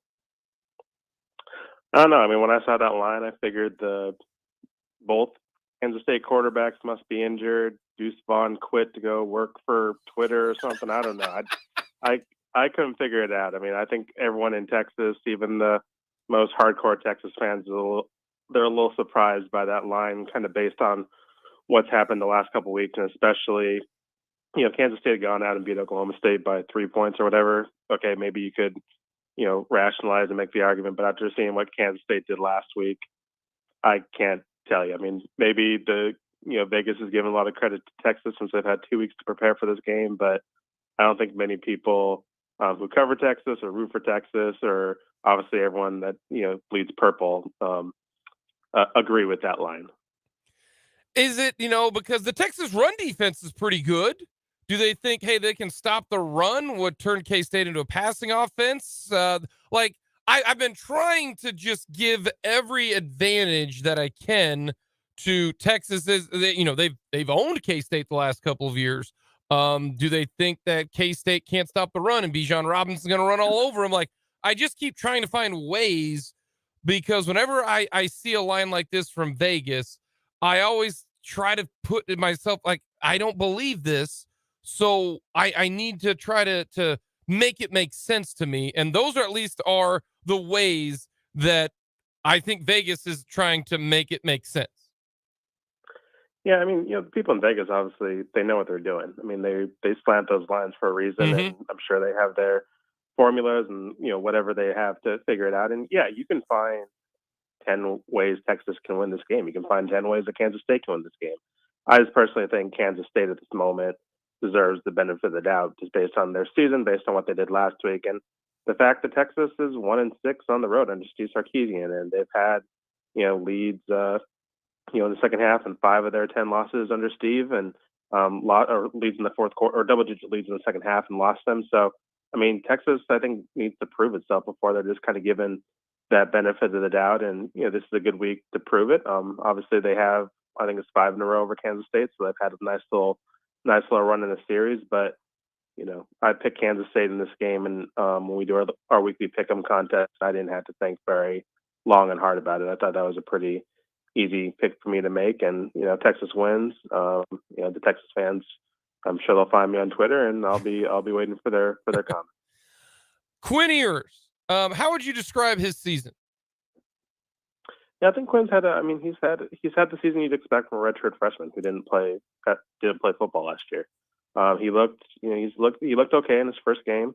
Looked really, really good in that first quarter of that Alabama game before he got hurt. Looked like he was about to take off, and he was very solid against Oklahoma and Iowa State. He had the hiccup last week, but that was a hiccup on the road against a ranked team, and I think it had been foolish. I think maybe us in the Texas media, the Texas fans, maybe started to take Quinn for granted a little bit and just thought, okay, we've been waiting to see a good that superstar quarterback. Obviously, Sam was a pretty good quarterback for those 4 years, but we've been waiting to see that transcendent talent since Colt McCoy left, and here we go. This is going to be fun to cover. This is going to be fun to root for, and we kind of forgot that Quinn's 19 years old or whatever, and as a redshirt freshman, these hiccups are going to come. So he did not play well against Oklahoma State.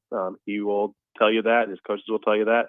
The fans will tell you that. I don't think that's up for debate, but he's allowed to have these hiccups, and we'll see how it's going to be interesting to see how he bounces back, because this is the first time maybe in his life since he was a 5-star recruit who has been great since high school, that maybe the first time in his life he's had a bad game.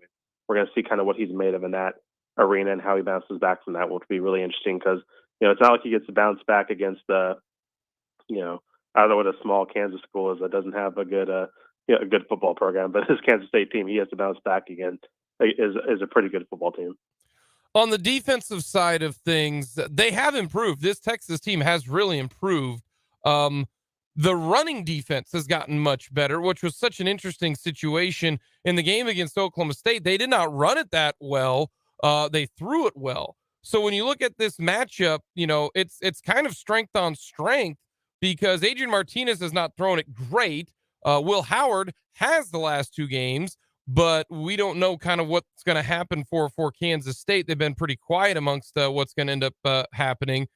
But this run defense, why has it been so good? And do you think it matches up well with this K-State running attack? First off, this is a team second year in their new defensive system. There's a lot of vets on this team, a lot of 4th-year, 5th-year guys. Jalen Ford, their star linebacker, has been the defensive player of the week once, I think. He's a junior, so there's just guys who know how to play football, and they're not freshmen. They've grown up, and so I think that helps a lot. I think experience matters in this game, and so I think that's a big thing. And also, I think we also got to look at the schedule. They haven't faced the Deuce Vaughn yet. They haven't faced that star, running back. Probably the best running back they've seen this season is the ones that they see in practice every day with Bijan and Roschon. Alabama, their top running back hit 96, I believe, but 80 of those were on one play. So they haven't faced a star running back the caliber of Deuce Vaughn yet. So we'll see. We'll see what happens when they face a good running back and a good offensive line and a team that knows how to run the football. This will be probably their best test of the year so far as to how they stop the run game. And so we'll see how much of how many strides they make. Because Deuce, even though Texas has won 5 straight and kind of stomped the Wildcats last time they were in Manhattan. Deuce has had 2 good games the last 2 years against Texas, and he's hit his 100 and gotten his. So we'll see if they can kind of stop him. See just how far this run game defense has come. Do you feel as if the secondary and the corners are good enough to play straight up man-to-man on K-State's receivers and load the box and say, hey, Adrian Martinez, Will Howard, let's see if you can make the plays enough to beat us, because we're not going to let Deuce Vaughn do it? We'll see. They have some vets in the secondary. Deshaun Jameson is a 5th-year guy. Ryan Watts is I believe Brian's a junior, Ohio State transfer, but he's been banged up, and that's been a question because after those 2 starting cornerbacks, there's some issues with their depth, and there's some issues with some of the freshmen that they've had to thrown out there.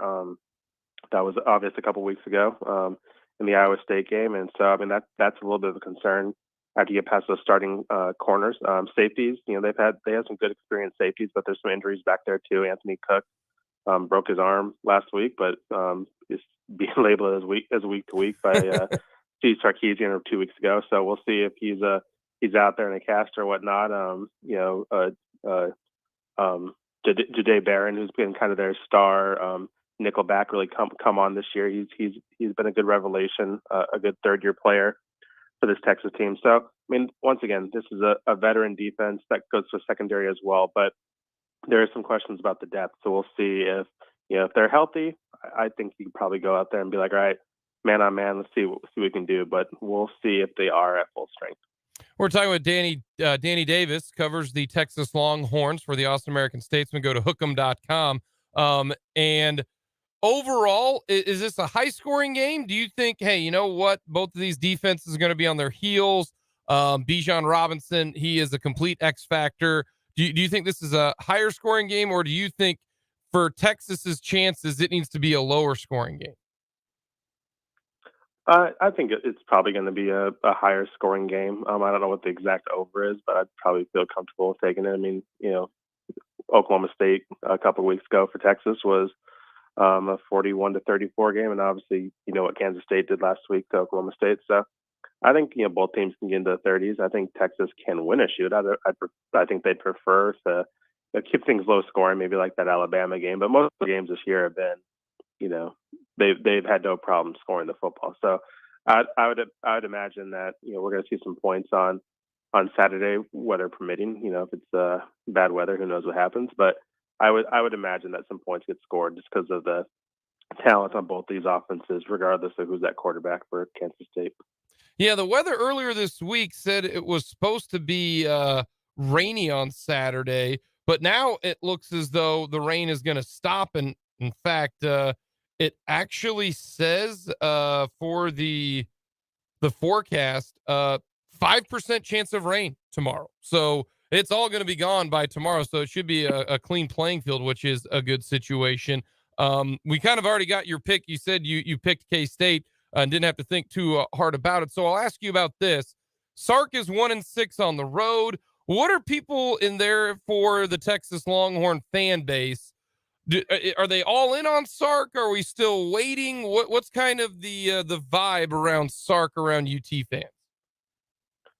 I mean, ask me again next week, and I'll have a completely different answer. I mean, there's as with college athletics, I mean, fans are a little fickle, and I think if you asked a couple weeks ago, especially after that Alabama game and kind of the run that Texas went on after that, people were pretty excited about this program and excited about the direction that the program was going under Steve. But these last couple losses that they've had, especially that Oklahoma State slip up, people are a little okay. We're gonna pump the brakes a little bit. This is the coach who's 10-10 now, and there've been some obvious signs that things aren't perfect. So we'll see. I mean, I think there are strides that Steve can point to and be like, okay, this program is going in the way that I want this program to be going in. Obviously, a lot of that has to do with his young quarterback and kind of the recruiting that they've been doing. So we'll see. I always, I tend to be a little bit more conservative when it comes to judging coaches and judging the trajectory of programs, especially a program like Texas that has had so much turnover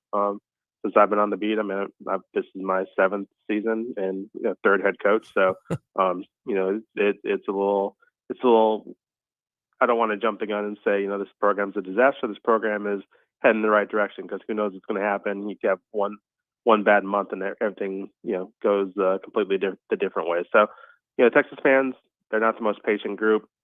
I'm sure they're not pleased with how the last couple weeks have gone after the Oklahoma State game, and then obviously having last week off. But if Texas wins on Saturday, everyone's gonna be happy. If they lose, the message boards will be fun to read. But that's just, I'm sure it's the same way with Kansas State and how they react after wins and losses as well.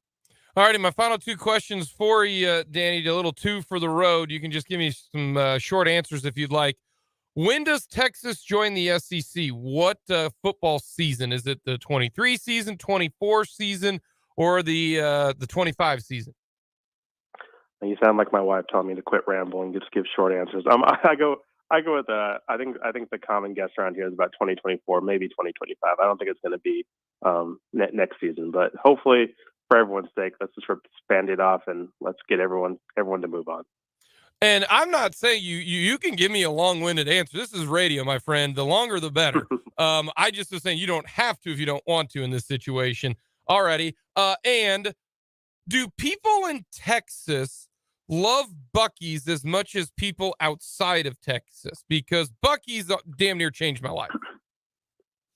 Oh, I mean, of course. I mean, I have a small child. There's a Buc-ee's between our house in the Austin area where my wife is from, the Dallas area. And so, we stop at Buc-ee's every trip. It's a good place to stop. It's a good place to, everyone use the restroom, change him, have him run around, get a little bit exhausted, get some food, get your drinks. I mean, it's it is a reason it's so popular. And it's something, I didn't understand until I really started, stopping there on trips, but it is a marvel. And, who can complain about clean restrooms? I mean, I'm sure we've all been to a gas station or two where you were a little scared. You wanted to kind of, put your hand in some acid afterwards to make sure they're completely clean. But, those places they're clean. There's lots of options for whether you want to eat or drink, and you can't go wrong with the Buc-ee's. So I think that's one thing that us Texans, there's a lot of things you can say Texas does wrong, but I think Buc-ee's is probably the one thing that the state can definitely say you can come and take. Don't come and take this. We're gonna hold on to our Buc-ee's. I can tell you this: Buc-ee's is the one place that you can get a 64-ounce soda, buy your Christmas gifts, buy a kayak, and then buy all sorts of seasonings for your food. Like, it's incredible. It really is. I'm jealous. I want a Buc-ee's here in Kansas. We just got Whataburger, so we're pretty jazzed about that. So I'm just saying, for those of you who are hating on Buc-ee's, I will fight you. Danny, thank you so much. We appreciate the time. Safe travels up here. All right. You guys have a good one. Danny Davis, Austin American Statesman. He likes the Cats. He loves Buc-ee's.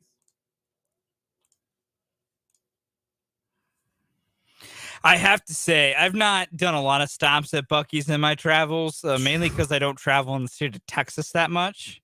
Remember when we brought back Beaver Nuggets? I was about to say, and you never had Beaver Nuggets, and you were like, "Why do I need to have these?" Yeah, and I was like, "Eat the damn Beaver Nuggets." And you did, and it was delicious. I just want to say, so because I don't travel in the state of Texas that often, I have not been to many Buc-ee's. I've been to the state of Texas more than a couple times, but anytime I've gone, it's just never been a thing we've had time to stop by. So Jake comes back from one of his Texas trips, and he's walking over to our little cubicle area where Brendan, Dan, and I are away from his office. And he's got just a bag of what are apparently called Beaver Nuggets. If you've never heard of them, it sounds weird, but it is what it is. And Jake goes, "You want some Beaver Nuggets?" And I go, "Absolutely. What is a Beaver Nugget?" I was very confused. And Jake's like, "Got it from Buc-ee's, blah, blah, blah." And I will try any food once kind of guy. So like, sure, I'll try a Beaver Nugget, Jake. Those are fantastic. I will say, if I ever am in the state of Texas anymore, I will go to a Buc-ee's. Just give me a big old bag of Beaver Nuggets. Those are good. Those are really good. I'm mad you and Dan didn't bring any back from Big 12 Media Days. You just brought back jerky. And then you didn't share the jerky. Yeah, we did. You didn't share with me. You did not. I gave you a whole bag. No, you didn't. I wanted one, but you didn't give me one. I thought I gave you one. No. When you guys were down there, you told me that because it was presented by our friends at Old Trapper, that you guys got a bunch of jerky. And I said, "Hey, can y'all grab me a bag? Because I love jerky." These two guys came back, had a bunch of jerky because they talked about it, and did not bring me a bag. No, you didn't. That's my bad. Yeah. I thought I did. No. I thought I did. No, you didn't. I thought I did. Trust me, I don't remember. I don't remember a lot of things. My memory, very faulty, even at 26 years of age. I would remember if I got beef jerky. Because there may not be a snack I love more on planet Earth. I love beef jerky, man. I did not know that. Oh, yeah. Oh, if you ever wonder of like, hey, I feel like I'm at somewhere random, I'm going to grab Fulton some random snack on a trip. Don't know why you would, but in case it ever crossed your mind, you can never go wrong getting me beef jerky. Fulton likes the rich man snack. There's a reason I love it, and there's also a reason I never get to have it. Why is beef jerky so expensive? I don't know. What? Someone. Big O Tires text line 785-272-9429. YouTube comments, Twitter comments, whatever. I'm with you. If you know, I'm with you. I love beef jerky. Why beef jerky is so expensive, please tell us. Because Jake and I've always wanted to know why one of our favorite snacks cost us an arm and a leg for the smallest pouch.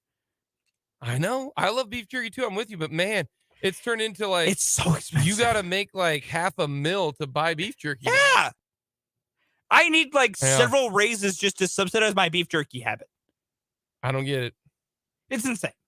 But it's so good. From the Big O Tires text line, Brendan had beef jerky yesterday. Yeah, I was listening to 580 Sports Talk, and he was like, "I got some jerky at my desk." I was jealous. Let's steal it. I don't know if he still has that at his desk. I know he was eating it yesterday. He might. And I don't want to steal from Brendan, though. He needs his food over in his desk. I mean, he does need that. Yeah. He does. Like, he needs to keep his snacks there in case he needs them.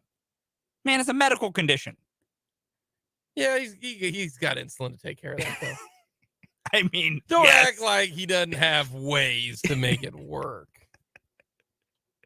I'm just not trying to steal food from Brendan he might need in case his blood sugar gets more out of whack than it already is. Let's very quietly go see if it's still there. and then Just sneak around the corner. and then we'll blame Greg Akagi. How about that? Why is Greg catching a stray? I don't know. It'd be Why is funny. Greg catching a It'd be stray? funny. We'll get a quick timeout.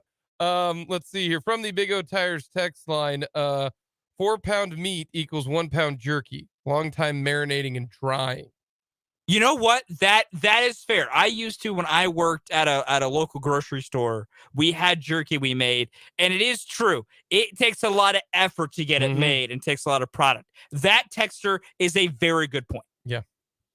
Coming up next, our final thoughts on the Chiefs versus Titans, as well as we'll get to why is Oklahoma State an underdog. We'll get to that next.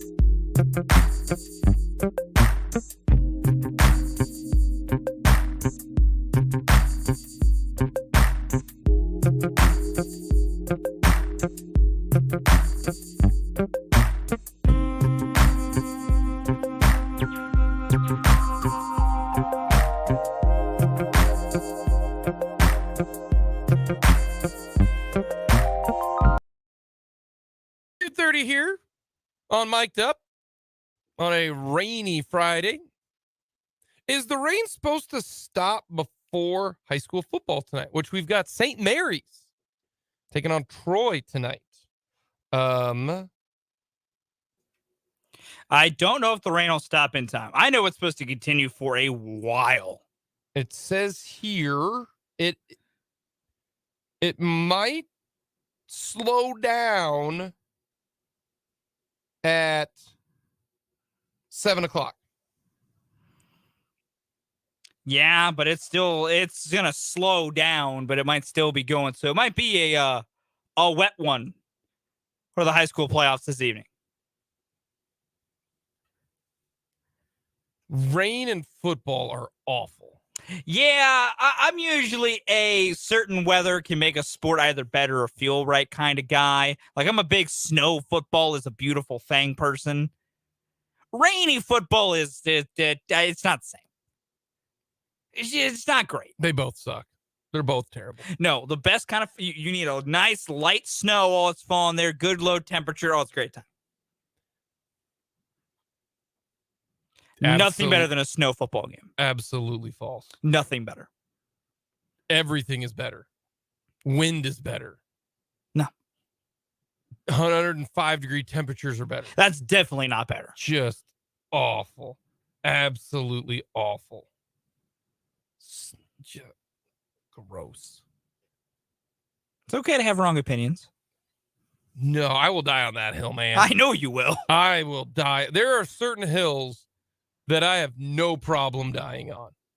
One of them is that the best football weather is 80 degrees. Anything below that, not. No. Playing in the cold and the rain and the snow, awful. I'm trying to think. What hill? That might be one of my sports hills to die on. I won't even reason with you. I think that might be it. Might be the only sports hill you'll die on.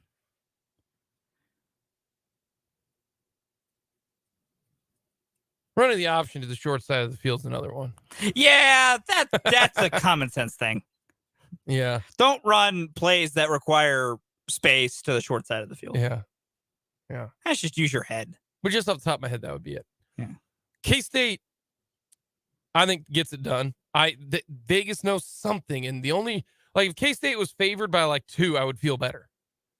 If K-State was favored by 2, I would feel so much better about K-State winning this game. But why are they the underdog? I still think K-State wins. The fact that K-State is a 2.5-point underdog is even more interesting. I would take K-State money line, and I will. I will put down a buckaroo or two on K-State. I think K-State wins the game. The most interesting aspect of this one is who starts at quarterback. Yeah. I mean, you can get K-State plus 120 to win the game. If I can break my betting losing streak tonight, then I will be putting some winnings probably towards the Kansas State Wildcats. And there's just I just don't get why can they stop the run? Is it just the Texas name? I know the Vegas experts like Texas. Yeah, the computers and the numbers like Texas. They had Texas as a 6.5-point favorite over Oklahoma State. Yeah, we saw how that went. So I think there is definitely a level to this, which is just Vegas likes Texas in general. And just Texas is not performing to what Vegas thinks they can do. Mm-hmm. But I don't know. It's definitely one of those fishier little areas that you need to be a little careful on, depending on what you're thinking of if you want to put some money down. Okay, after the line went to a pick'em yesterday, and I told you I'm going to go with Oklahoma State. Yeah. I don't know. KU is now a 1.5-point favorite. That line has fully jumped the fence. Yeah. KU is a favorite over Oklahoma State. Yes. KU has gone 4,437 days between wins over a ranked team among Power 5 teams. It says here, longest active ranked win droughts among Power 5 teams. Rutgers is number 1 at 5,123. Kansas is number 2 at 4,437. Boston College, 2,973. Nebraska, 2,239. And then Duke, 2,185. He's gone 12. Was the last win against Georgia Tech? Yes. I am When pretty they lost, was it to North Dakota State? No, it wasn't North Dakota State. They beat, like, Georgia Tech came in as like the 15th ranked team, right? I'm gonna go to the charts here. They lost. Bear with me. They won like 42 to like 17, right? No, it's 28-17. I thought they cooked them. Let me look. That would have been, oh boy, trying to remember the year. Also, oh wow, oh no, 28-25. They beat the number 15 team. It was back in 2010. Oh yeah, it was 2010. Yeah, no, KU had lost to North Dakota State the week prior to begin the year, 6-3. Because that was the worst game I've ever seen in person. That game was so bad, terrible. They lost to NDSU 6-3. Yep. And then beat Georgia Tech 28-25. They beat the 15th ranked Yellow Jackets. Yeah. That was their last win in 2010. Incredible. So yeah, Georgia Tech was actually they were down in the fourth quarter, 28-17. Good Lord, Tech. The reason I think that KU's the favorite must be because Jalen Daniels is gonna play. We don't know that for sure. But also, I think it's even more so that Spencer Sanders might not play. And they're going to start the backup quarterback, Gunnar Gundy. Like that's the only thing that I can think of. Otherwise, why would KU be favored? No, I agree. No, I think, going into this game, and it's more about Gunnar Gundy than Spencer Sanders or than Jalen Daniels, because that they must not think that the offense for Oklahoma State can do anything with the backup quarterback and not Spencer Sanders. That's the only thing that they can think of. No, that has to be it. And it's something I really didn't think about until I was talking actually to Dan and Brendan about this when I got in this morning, that I hadn't really put two and two together that Spencer Sanders might not play, and that it might be Gunnar Gundy going in this game, because just my thought was Spencer Sanders plays through a lot of injuries and will play dinged and nicked up, and unless he had a major, massive injury and be on that field. Because first my thought, when we talked about with Paul, my thing was, does this mean you with the way this line's moving, do you feel this means Jalen Daniels has got to play? And that was my big thing. But now I think it truly is less about Jalen Daniels, more about Gunnar Gundy. That, man, Vegas must think with Gunnar Gundy at the helm, that offense will do nothing no matter who they're playing. Because KU's defense is not good. We've been about this. The run defense has been a sieve the past 2 weeks before the bye. But Oklahoma State can't run the ball. They haven't been able to do it. And so if your idea is, and you think that even KU with Jason Bean is going to put up some level of points, it goes to, can Gunnar Gundy help that offense run? And if you think Gunnar Gundy can't score, then yeah, go with KU. I'll also say this here. Is Gunnar Gundy really the best option you got Oklahoma State as the backup quarterback? He was a pretty good high school quarterback. Is he really the best option? I'm just telling you. We watched the same thing, though, of him being on the field.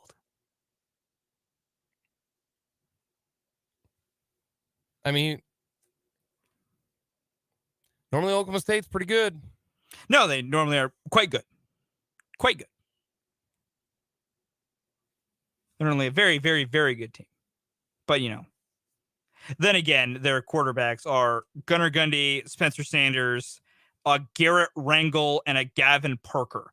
All three of their quarterbacks behind Spencer Sanders start with a G. They have a Garrett, a Gavin, and a Gunnar. Also, all some level of a freshman, either redshirt or true.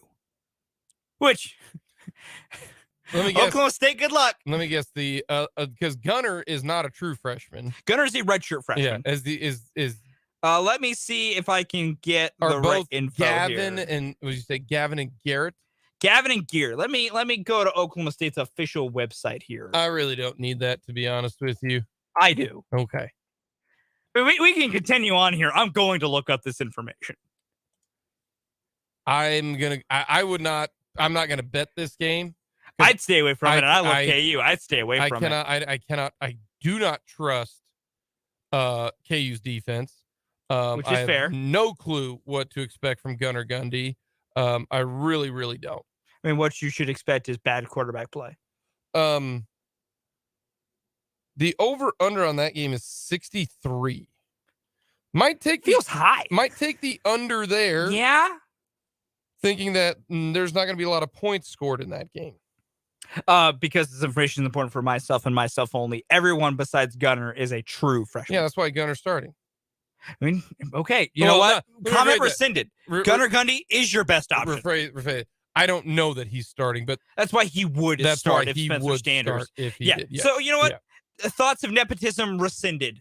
Gunnar Gundy truly probably is just your best option. I did not realize Oklahoma State's quarterback room was that young behind Spencer Sanders. That is a young, like, what's the last school that if your quarterback went down, you have to just choose between freshmen? Even one being redshirt, and so he's been there a year, but still. I'm going to go with K-State 2 years ago when Will Howard had to play. You know what? That's fair. That would be my guess. Just off the top of my head. That's fair. We'll get a timeout. Coming up next, our final thoughts, Chiefs, Titans, and we'll get the latest on the practice report.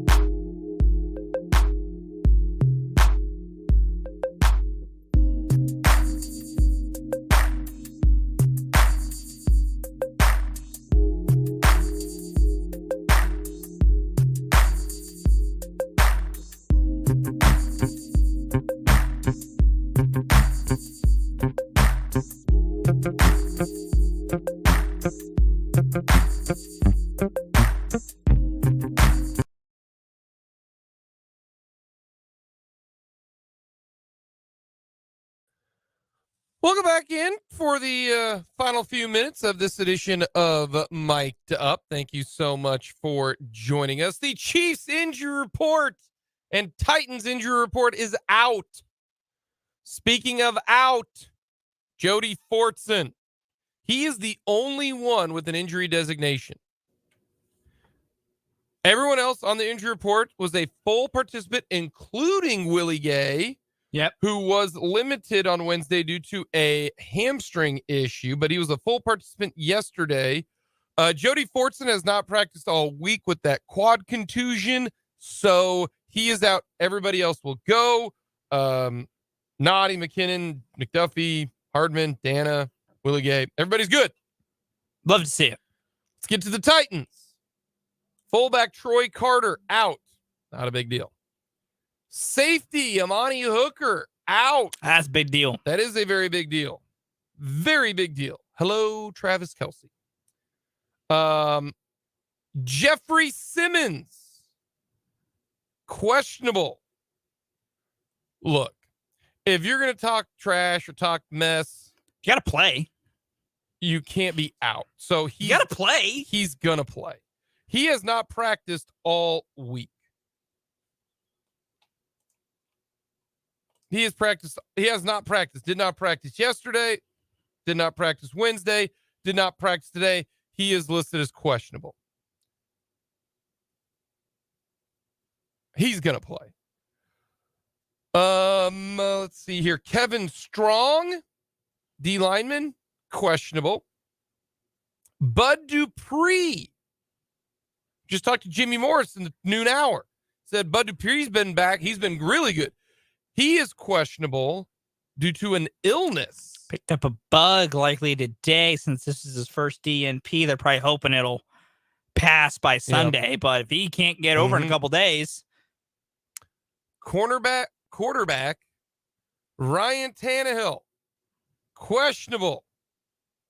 According to Teron Davenport, says here, Ryan Tannehill, questionable, will be a game time decision.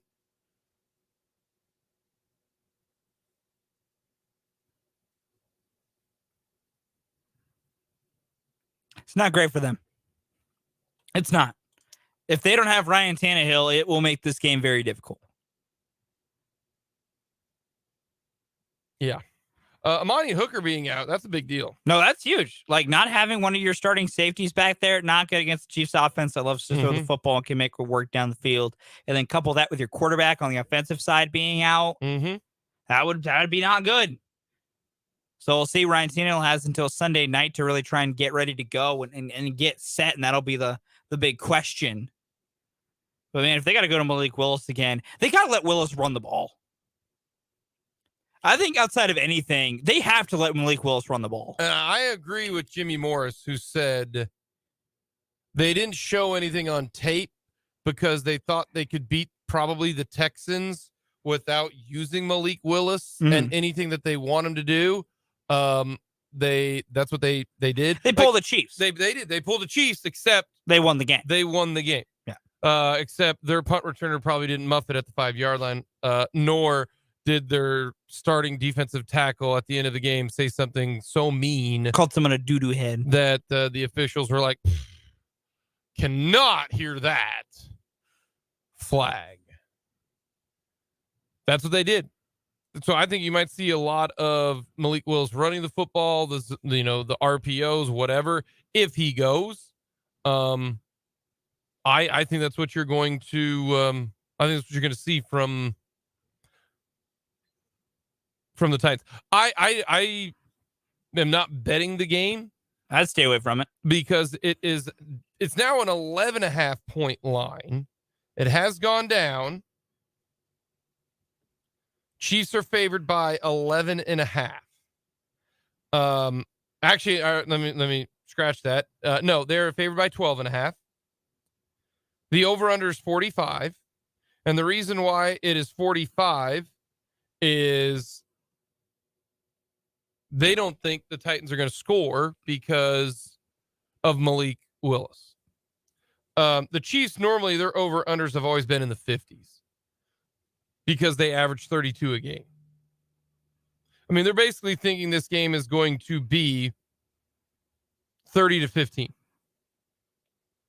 More something around that range. They just really don't think the Titans will be able to put up any sort of points with Malik Willis at quarterback. I mean, that's how I look at this. That's how I'd look at it too. With a 45 over under, the final score is 30-15 because they got the Chiefs favored by 12, and the Chiefs should put up 30 with no Hooker. If Hooker's not playing, and then you throw in a beat up Jeffrey Simmons, the Chiefs offense should put up some points. No. And this might be a flyer on maybe the Chiefs do cover the 12 and normally if it's a 12.5 point spread, you always bet the points because it's so big. I mean, look at the last couple of big giant spreads. 10.5 points. Bills and Packers covered. 13 points yesterday, Texans-Eagles, Texans covered. Like normally you bet the team that is the 12.5 point underdog. Because, I mean, just think about this. The Chiefs would have to be up 20. The Chiefs would have to be up by 20. Pretty much. For you to feel good. Because at the end of the game, a backdoor touchdown potentially. Mm-hmm. I mean, that still puts you at 13, but you get my point. Yeah, no, I get your point. You got to be up 3 scores easy in order to guarantee that they don't backdoor cover you. You just never know in the NFL. That's a lot of points. But I think with the talk that Orlando Brown said today and Jeffrey Simmons, that I think the Chiefs offense is going to come out. I think they want to beat down Tennessee after what happened last year. Sunday Night Football off a bye. If there ever was a game where I'd say, hey, bet the Chiefs to cover a monster spread, this would be the one. This might be the one, but gosh, that's just so many points. Just win by 1 if you're the Kansas City Chiefs. Coming up next, we'll finish this edition of Mic'd Up here with the Mic Drop.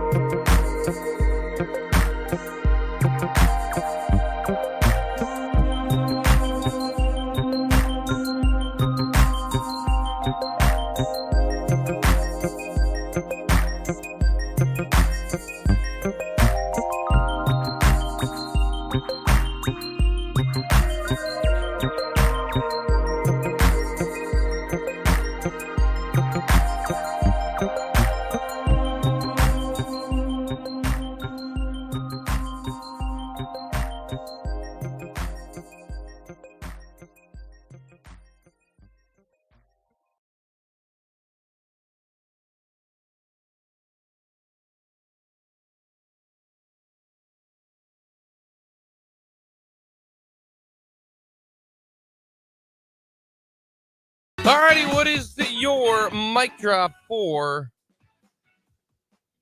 today? KU, you're so close. You are so incredibly close. Real quick, I hate to interrupt you, but yes. odds that KU wins their goes bowling are what now? 43%. Still the same after you know that KU's favored by 1.5? I'm still saying I'm not changing what I said earlier this week. Right. It's 43. But you have a golden opportunity though in front of you if Gunnar Gundy in fact plays, especially even if you get Jalen Daniels back. If all the stars perfectly align, if you get your stud back and they're starting Gunnar Gundy at quarterback, you have to take advantage of it. Get your first ranked win in over 4,000 days. Are they going to do it? Are they going to do it? I just have one thing to say. Hawks! Look at a W.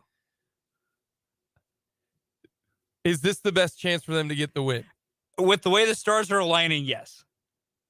Facing a backup quarterback, a team that's beaten down, you might get your star back. You're at home. After a bye. This might be the best shot. 43% still? Overall, yes, but this is it. We're feeling good. All righty. We're feeling good. My mic drop, I want the Washburn Ichabods to beat the Pittsburgh State Gorillas because Pittsburgh State is undefeated. Washburn has a chance to beat Pittsburgh State for the 5th time in a row. I hope the Bods can do it and spoil Pittsburgh State's undefeated season. They're 9-0. Come on, Washburn. Get it done. If you missed anything, head to our website, 580wibw.com. Click on the podcast page. Check us out on YouTube. We'll talk to you on Monday at noon. Have yourselves a great weekend. 580 Sports Talk coming up next.